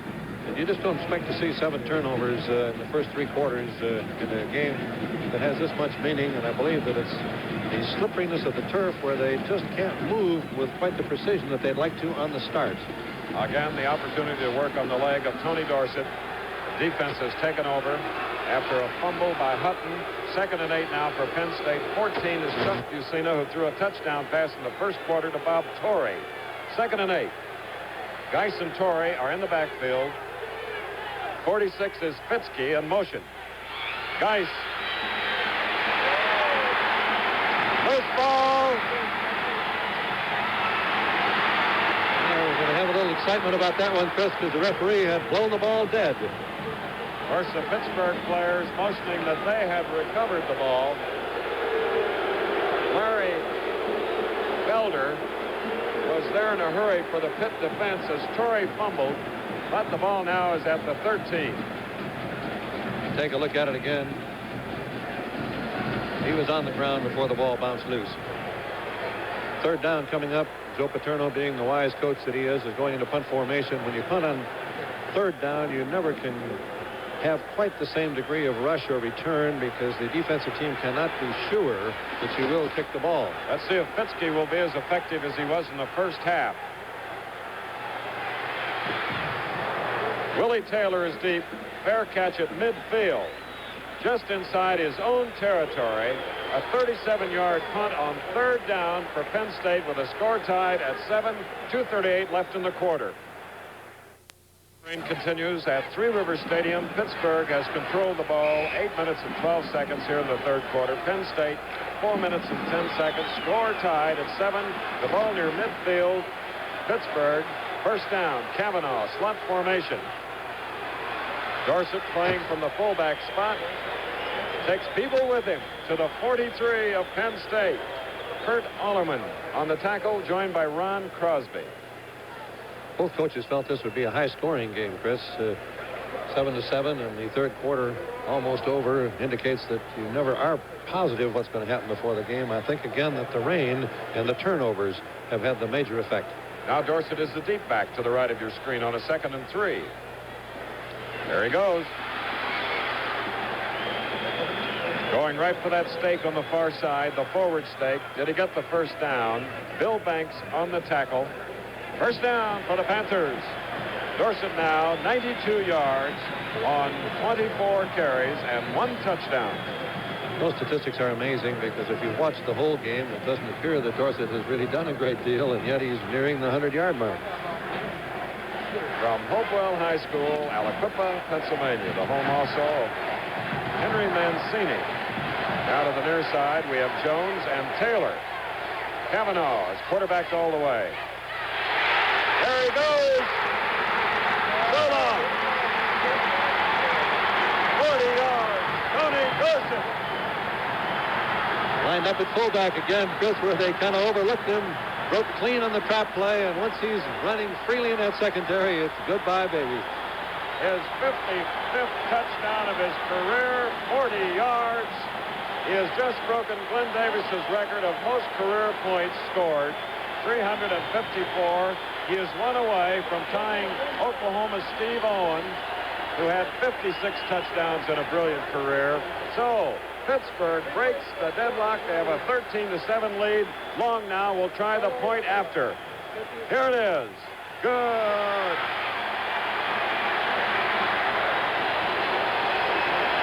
50 yards in 3 plays, thanks to a 40-yard scamper by Dorsett, one of 6 children of Wes and Myrtle Dorsett. As we were talking, Chris, sort of lulls you to sleep. Let's take a look at it again. He's the fullback. Just a straight opening play. Excellent blocking by the center, Paluski, and also by the guard, Carroll. That's Corbett coming across to bounce anybody who might get to him, and Tony knew when he broke past the linebackers there wasn't anybody going to catch him. Tony Dorsett, who set one NCAA record on that run, tied another, 356 points in his career, breaking the record of Glenn Davis, 354. And he also tied Davis's record of 59 career touchdowns. So that run of 40 yards by Dorsett gives him 132 for the game. He's just tied 2 NCAA records held by Archie Griffin. Most 100-yard games in a season, 11. And most 100-yard games in a career, 33. And he's ready to play some more. I don't think 7 points is going to hold up. They've got to put some more on the board. The statistical avalanche for the Heisman Trophy candidate. Now Carson Long, who helped put his team ahead, will do the kicking. They call him the Sundance Kid. The punter, Larry Swider, is Butch Cassidy. They're pals. Still raining, as you see. Rich Motti for Penn State at the goal line. Coming out to the 5, 10. Rolls forward to the 16. What a game. 1:30 to go in the third quarter. Pittsburgh is in the lead, 14-7. Unbeaten and untied. Tomorrow here on ABC, we're proud to present another doubleheader. 12:30 Eastern, 11:30 Central, the Battle of the Service Academies, Army-Navy. From Philadelphia, Bill Fleming is there, and Lee Groscup. Then to the Coliseum, the Fighting Irish of Notre Dame, and the second-ranked Trojans of USC, Keith Jackson and Ara Parsegian, on the scene, ready to go after a hard-working afternoon. Oklahoma, Nebraska. Oklahoma winning 20-17 in Lincoln today. 1st and 10 from the 15. Penn State's Bob Torrey. This is the time, Chris, when Penn State has got to move the football. If they do not make a first down here and are forced to punt, Pittsburgh will have good field position and all that momentum going that the electrifying 40-yard run of Dorsett set in motion for them. Scott Fitzby, the kicker, comes in as a flanker, replacing Jimmy Cefalo of Pittston, Pennsylvania. And he comes out here as a flanker now to the near side of the field at the bottom of your screen. Tom Donovan, 21, is the split end left. In the slot is Jones, and Ducino wants some yardage. Thrown behind Donovan. Double coverage on Donovan. Had a very good rush also, Chris, by Holloway that time. If Ducino had just a little more time, I don't believe that he would have missed the throw. Steve Zabriskie with a comment. Okay, Chris, thank you. As the rain continues to fall, the footing becomes more and more critical. On your right, you see what is called the rain shoe. This is the shoe on the left that is usually worn on artificial turf. And you can see there is a big, big difference. This one is the one most players are wearing right now. Back to you, Chris. All right, 3rd down and 6. Ducino of Penn State. Donovan running a pattern. The rush is on. And the sack by Randy Holloway. That's as big a tackle as this Pittsburgh team has had in the years that Johnny Majors has been there. Instead of Penn State moving the ball, they caused them to come in now with about a 4th and 10 situation, and they will have fine field position. Pittsburgh will after the kick. As I recall, that is Randy Holloway's 15th sack of the year of the quarterback. What a performance. Fitzke kicking now. Back deep, we have Willie Taylor inside the 50. Here's the end-over-end kick at the 49.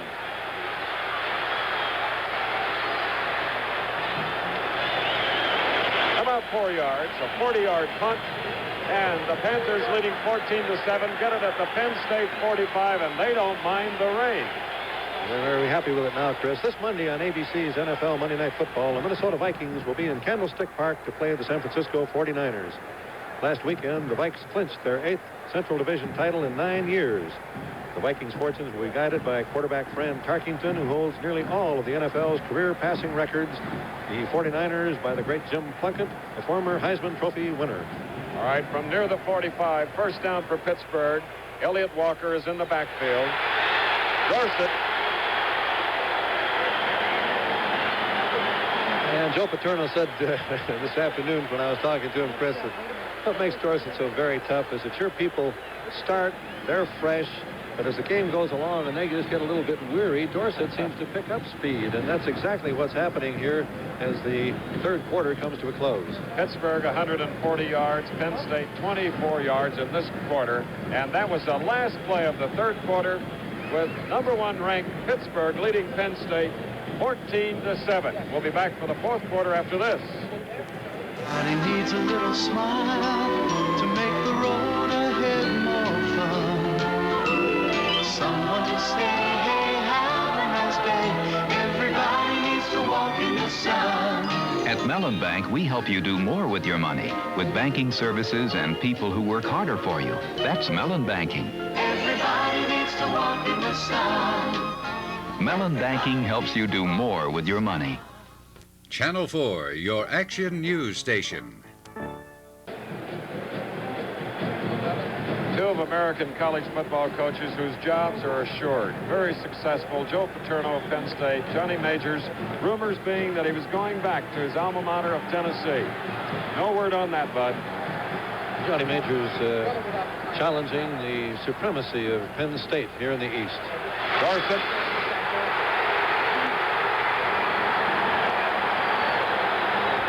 Chris.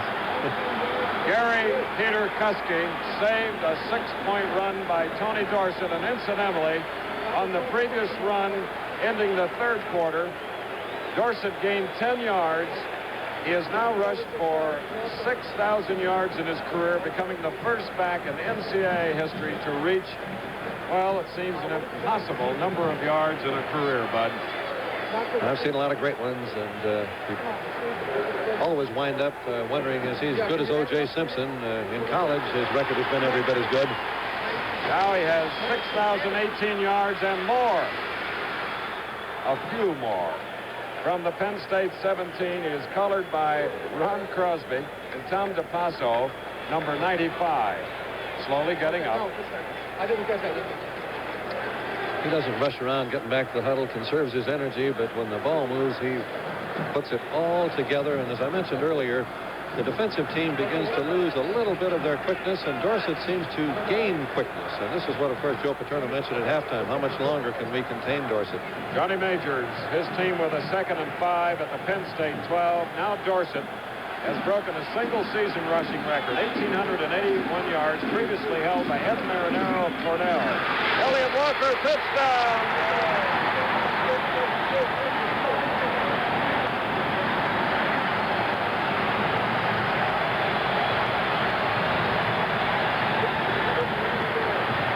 With 14 minutes and 5 seconds left in the game, a hobbling Elliott Walker goes in.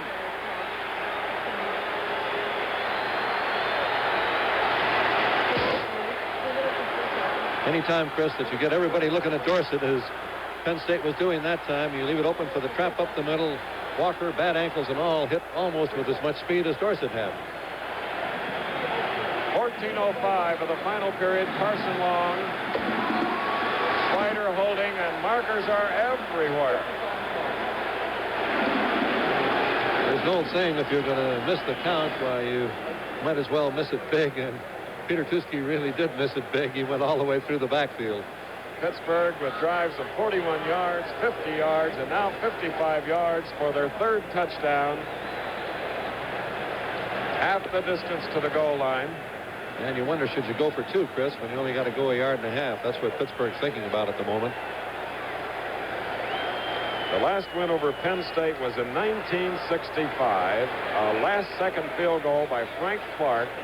Pittsburgh winning at 30-27. Long's point after up, and you call it. So 14:05 left in the game, and unbeaten and untied, Pittsburgh leads 21-7. We'll be back. We're looking at the Coach of the Year 1968, Joe Paterno, great leader of young men, who has Robert Browning's philosophy of man's reach should exceed his grasp, or what's a heaven for it. Well, right now he's trailing 7-21. He's playing against a very veteran Pittsburgh team. Most of these boys have played with each other for 4 years. Joe Paterno has a very young team that's going to come on very strong in the future, and they're not out of this one yet. And there is Long's kick. Monty looking at it at the 1. Coming out now to the 10. Loose ball! Pittsburgh player grabbing the arm of Monty. The ball squirted loose, and let's see. Recovered by the Nittany Lions. So they will have a 1st and 10 at about the 15, trailing 7-21. Watch. Long gets that ball way up in the air. You can see how fast the coverage is downfield. The ball is torn loose from him. Pitt people are going for it. Penn State finally making the recovery. Kubis, a very important play for Penn State. If they had not made the recovery there, it could almost rack this game up. Penn State has not scored since the first quarter. 21-yard pass play. Cusina, who's quarterbacking now, to Bob Torrey. 1st and 10 from the 15. Cusina, Cepalo, over his head and an interception. Bob Torrey sets a Pittsburgh record with his 9th interception of the year. Bob Torrey. Johnny Major said that this defensive secondary of his was not. We have a penalty flag down on the field, Chris, but it was against, obviously, Penn State, so the penalty will be refused as we take a look at Jury again making the interception. Penalty decline. Pittsburgh now will take over. They have come up with 21 points now, keeping Penn State scoreless since the first quarter. Johnny Majors wet from the continuing drizzle that we've had since the start of the game, and the Panthers have it just inside the Penn State 30, 13:37 left in the game. To this side of the field, Taylor and Jones. Jones in the slot. Majors may be a little bit wet, but he's going to radiate some happiness as we look at him there, trying to get another one on the board. Let's go to Steve Zabriskie. Thank you, Chris. One of the big questions around this game is, where will Johnny Majors go? Will he go to Tennessee? Will he stay here at Pitt? Bob Woodruff, the Tennessee athletic director, has contacted Kaz Myslinski, the Pitt athletic director, this week in regards to talking to Majors. They have not yet talked to Majors, but they said they will when the regular season is over. Southeast Conference letters of intent are due December 11th. Tennessee wants a coach quickly, and they want Majors. They'll probably talk to him right after this game. Chris? Elliot Walker trying to get outside, number 34, but Joe Diminick, number 30, and number 92, Rick Donaldson, stopped him. And those last two plays show you the character of this Penn State team. Stage absolutely set for them to fold. 2 touchdowns behind. They throw the interception. The last 2 possessions, Pitt had scored, and on 2 snaps, they've stopped them dead. Let's see if they can do it the 3rd time.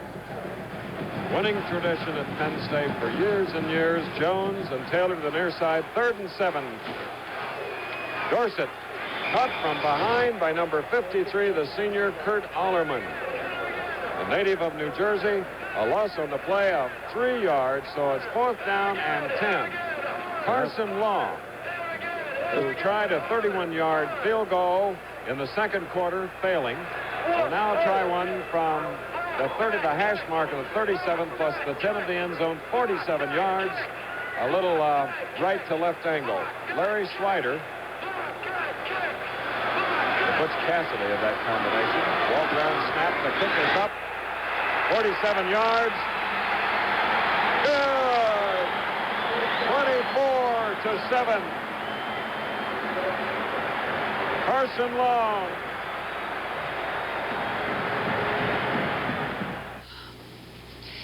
You men think you know everything about your car? Okay. How many oil filters does it have? Carson Long, a 47-yard field goal. Pittsburgh leading 24-7. And Bud, quite a defensive stand by the Penn State defense, forcing the field goal.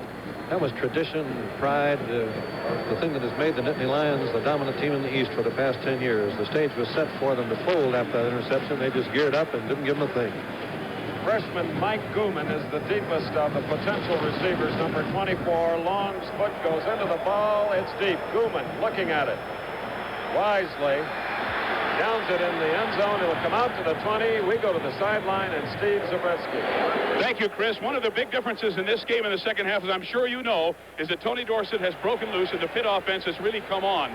At halftime, Pitt made some adjustments. In the first half, Penn State was stunning their linebackers, shooting the gap and trying to get to the quarterback, Kavanaugh, before he could get the ball and disrupt the option play. Pitt has made some adjustments in the offensive line and also in their backfield pitch scheme to eliminate that mistake. And it has certainly worked for them. Okay, Chris. Johnny Majors. 1st and 10 now. Suey and Gooman are the backs. Gooman on the carry. The freshman from Bethlehem, Pennsylvania, stopped by Randy Holloway at the shoe top. From the 20, Gooman gets the first down for Penn State. 11:41 left in the game. Pittsburgh leading 24-7. For Gooman, 22 yards, 6 carries. He's one of the freshmen that Joe Paterno says are one of the best young players that he's ever coached, following in the footsteps, of course, of Lenny Moore, Gino Capoletti, and Franco Harris, who we've already seen tonight here in Pittsburgh. Jusina is a sophomore, number 14. And Gooman again has nice moves, weaving his way to the 38. Ernie Wetherington of Miami, Florida, 59, and Dave DeCiccio in on the tackle. There's a look at Gooman. He's got 3 more very happy years that'll make Joe Paterno very happy. Changing of footballs here on a moist night. Drizzle continues here at Three Rivers Stadium. The ball is at the 39, 2nd down and 5. Gooman and Torrey the setbacks. Torrey, who scored the only Penn State touchdown on a pass from Fusina, 21 yards. James Kramer makes the tackle, number 58 of Pittsburgh. Penn State thought that they could throw the ball effectively against the Pittsburgh team. Joe Paterno believed that that was going to be the key to moving the football, but thus far the interceptions have been the dominant plays for the Pitt Panthers defensively. Big play for Penn State, 3rd down and 1. And getting the first down, Mike Gooman, the freshman. James Kramer, back-to-back tackles on Gooman, as Penn State now has moved out to its own 47. Turnovers, 5 for Penn State. Pittsburgh with 3. And every turnover costs you at least 40 yards, so when you figure statistically, that's 200 that they've given away.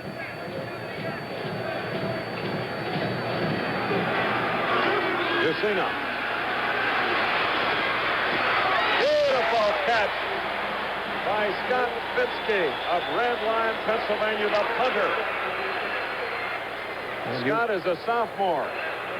You won't ever see a better thrown ball than this either. Jusina dropping straight back, looks a little bit to the right, sets, and he had something on this one. That ball was zinged through there.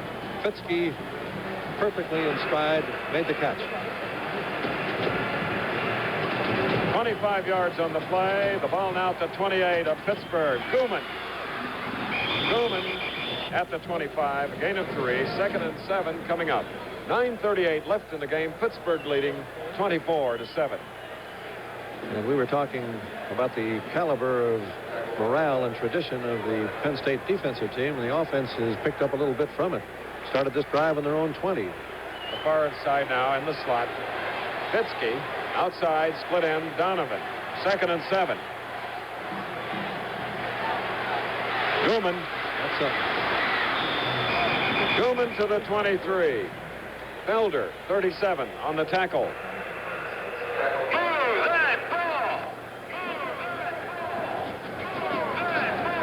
Third down now and 5 for the Nittany Lions. Dorsett, who has 2 touchdowns tonight, has broken several records nationally and his own school, Pittsburgh. Penn State now 6 of 13 third down conversions. Here's another try. They'll go for 4th down if they don't make it here.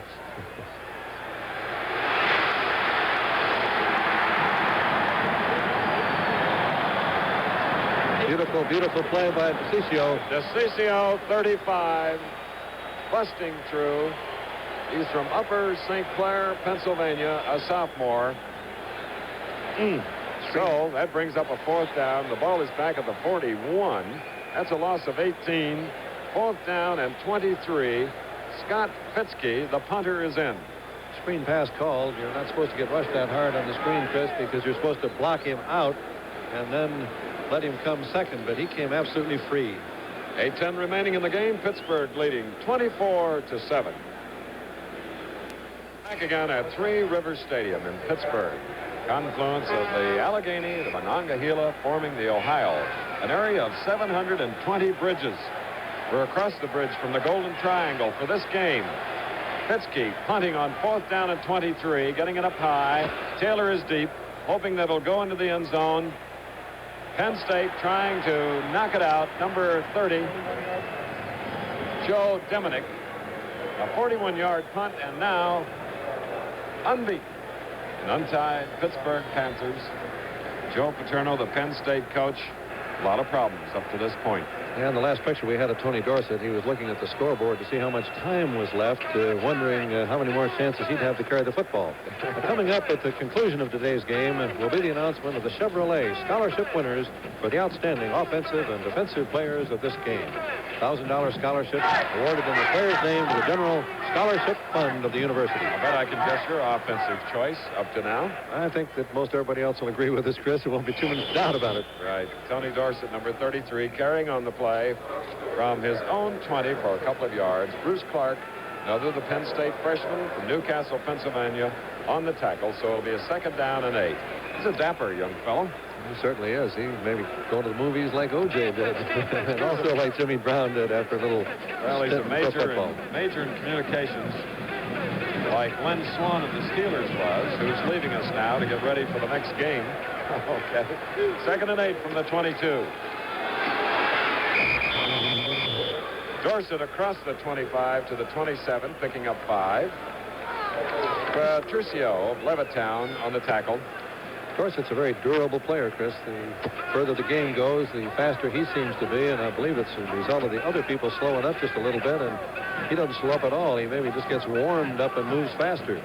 32 carries, 173 yards, and 2 touchdowns for the Aliquippa, Pennsylvania star, Dorsett. 3rd and 3 now for the Panthers. Dorsett, Walker blocking. Baby. Let go. Look at that.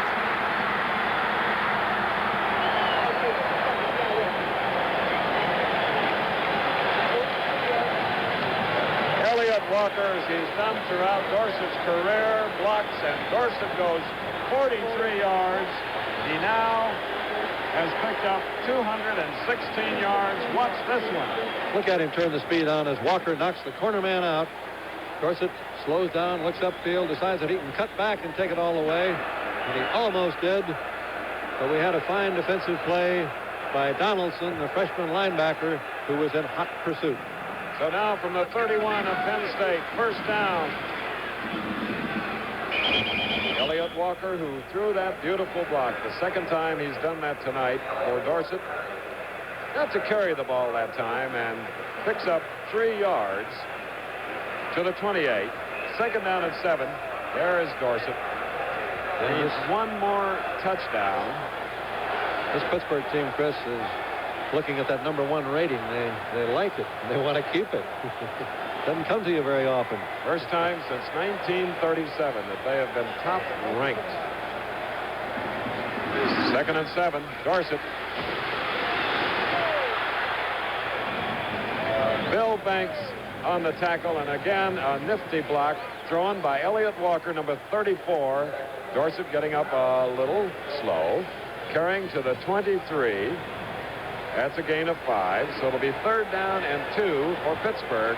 5:25 left in the game, 24-7, Pittsburgh in the lead. Don't you believe that getting up slow of Dorsett means anything? He's just trying to make the defense believe that he's as tired as they are, and that is not true.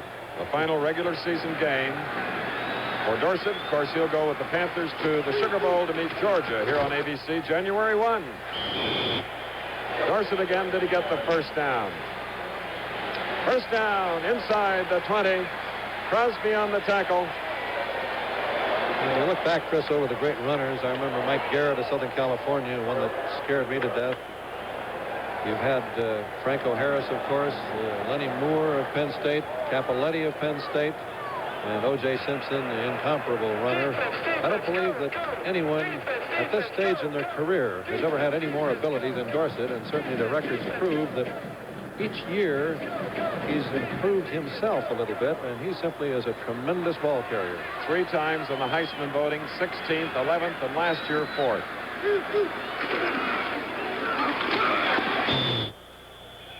Kurt Allerman makes the tackle on the quarterback on a keeper, Matt Cavanaugh, who has done a great job for the Pittsburgh Panthers. Matt Cavanaugh. You remember, he's a junior from Youngstown, Ohio, 6'2", 209 pounds. Just giving you a quick recap, Tony Dorsett has become the first college back to gain 6,000 yards. He's broken the single-season rushing record of 1,881 yards, previously held by Ed Marinero, broken Glenn Davis's career touchdown marks, and now holds the career points mark. And here he is carrying again. Lots of traffic on a 2nd down and 8 from the Penn State 16. Got any more records he's broken, Bud? Well, he's tied Archie Griffiths for the most 100-yard games, and once you're over that 100-yard mark, you can't improve that. So now with the ball at the 17, it's going to be a 3rd down and 9.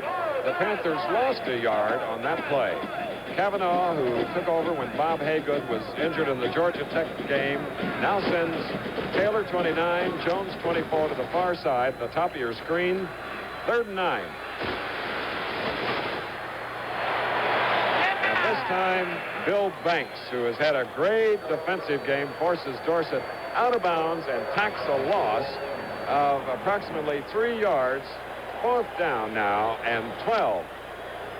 Now to Steve Zabriskie.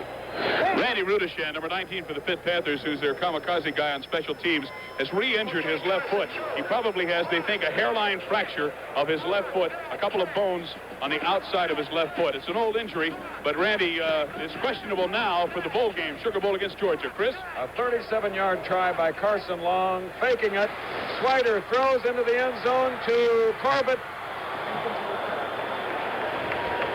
Well, on a 4th down and 12, Swider, the holder, a fake field goal intended for Corbett to no avail. The score is still 24-7, 3:09 left in the game.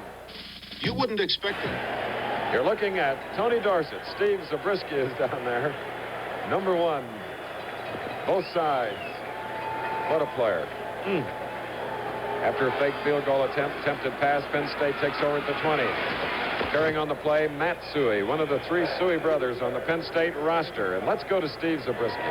Chris, I'm down here on the pit bench with Tony Dorsett, who just came out of the game. Harry Jones, the offensive backfield coach, came over to the Hawk and asked him, if we get the ball back, Tony, do you want to go back in and get a shot at 2,000 yards this season? Tony Dorsett said, yeah, you betcha. If the Panthers get the ball back, Dorsett may be ready to break yet another record. Chris? Okay, thank you. Penn State with the ball, 2nd down and 6 now from the 24. They started at their 20. Suey in the lineup, number 32, along with Torrey, 39. Chuck Fusina. A bomb intended for Tom Donovan. And back covering was Wilson and Jury. I've got to mention once again about the pride and tradition of this Penn State defense. Previous possession, Pittsburgh marched from their own 20 to the Penn State 20, and once again the Nittany Lions dug in and stopped them. Fake field goal failed. What an exciting football season, Bud, and it continues here on ABC tomorrow. Army-Navy, JFK Stadium, 12:30 Eastern, 11:30 Central, and then followed by a heck of a game, the Trojans of Southern California and vastly improved Notre Dame. 3rd and 6. Fusina hits Donovan. He's inbounds. Tom Donovan pulls it in at the 47. 1st down for the Nittany Lions. 2:11 remaining in the game. Pittsburgh leading 24-7. And a very fine reaction here by Fusina. He rolls it out, looks downfield. Very hard rush by Holloway. Fusina on the dead run pulls the ball back and finds the split receiver Donovan open. Donovan makes the catch. Excellent throw. Fusina 8 of 16, 111 yards and 1 touchdown. On the draw, Matt Suey, the freshman, carrying the colors of the Suey family, which Bud related to you earlier. And he gets inside the Panther 35. Al Chesley made the tackle as Coach Johnny Majors playing a lot of folks now. There's a good look at Suey. He's got a few more years ahead of him, too, Chris. Penn State has had this 10-year dominance of the East. For the first time that they have lost to the Panthers in 10 years. They've got a lot of young players, and they'll be back. Fusina, the chase on, and number 70, Randy Holloway, sack number 16 this year for that great lineman from Sharon, Pennsylvania, a junior. I've got to be very impressed with him, Chris. 6'6", 240 pounds. He's been dominating. And Fusina is hurt on the play, coming to the near sideline. The loss is back to the 47. It'll be 2nd and 23. And Doug Hostetler, number 15, a sophomore, will replace Fusina. He's another one of the brothers. His brother, Ron, is a linebacker for Penn State, but is hurt, not played tonight.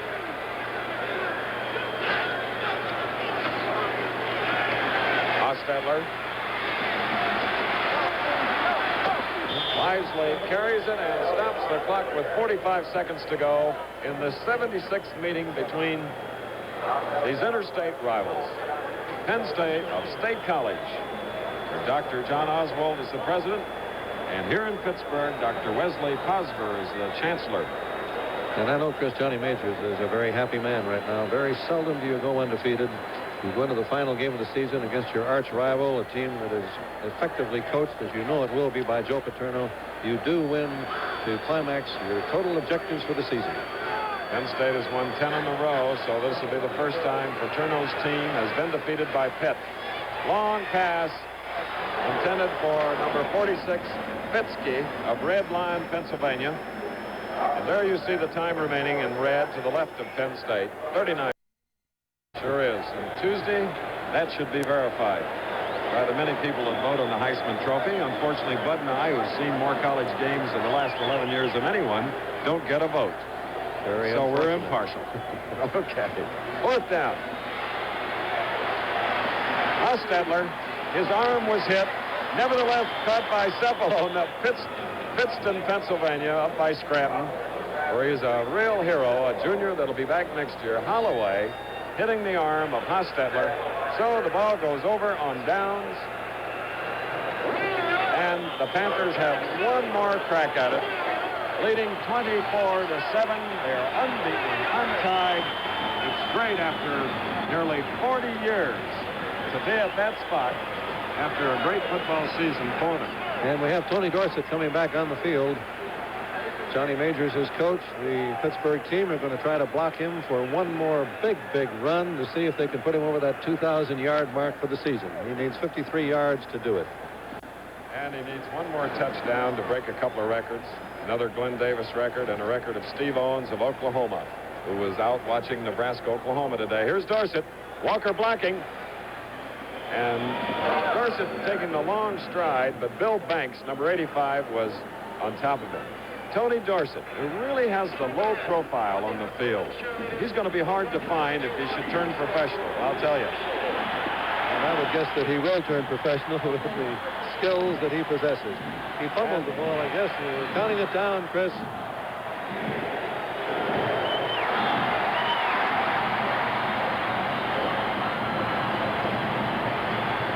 There are the players, many of them in high school because they were recruited in Pennsylvania, shaking hands, congratulating, commiserating with one another because they were high school teammates, high school opponents. And now tonight, for many, their final regular season game as a collegian. It's the 76th game, and it's the first win in 11 years for the Pitt Panthers over Penn State, 24-7, Bud, and I know you're impressed. I certainly am, and our Chevrolet outstanding players, the offensive player of the game, without any question, of course, Tony Dorsett. We've talked all evening about his records. The defensive player of the game, number 31, the safety man for Pittsburgh, Bob Jury. Now this has the series 37 for Penn State, 36 wins for Pitt. We'll be back. This child. Amen to that sign here at Three Rivers Stadium. Incredible, 6,082 yards for the player from Alquippa, Pennsylvania. And today the NCAA saluted the Chevrolet division, the General Motors Company, for going over the $500,000 mark over the years and presenting $1,000 scholarships, Bud, to the many offensive and defensive players of the game. Bob Cook accepting it for Chevrolet. And now tonight, here are our two choices for offensive and defensive players. Tony Dorsett carried the ball 38 times, picked up 224 yards. Bob Jury, going into the game, had 7 interceptions. He intercepted 2 more tonight for 9 interceptions. He was the key player on defense for Pittsburgh, as was Tony Dorsett, who you see there the outstanding offensive player. Jury is a junior who will be back again next year for the Panthers. $1,000 for each player goes to the General Scholarship Fund. Only a plaque with each player's name on it will be in the halls of the University of Pittsburgh here in this beautiful western Pennsylvania city. 24-7, the final score. Dorset, the record setter, leading an unbeaten, untied team to victory for the first time in 11 years over Penn State.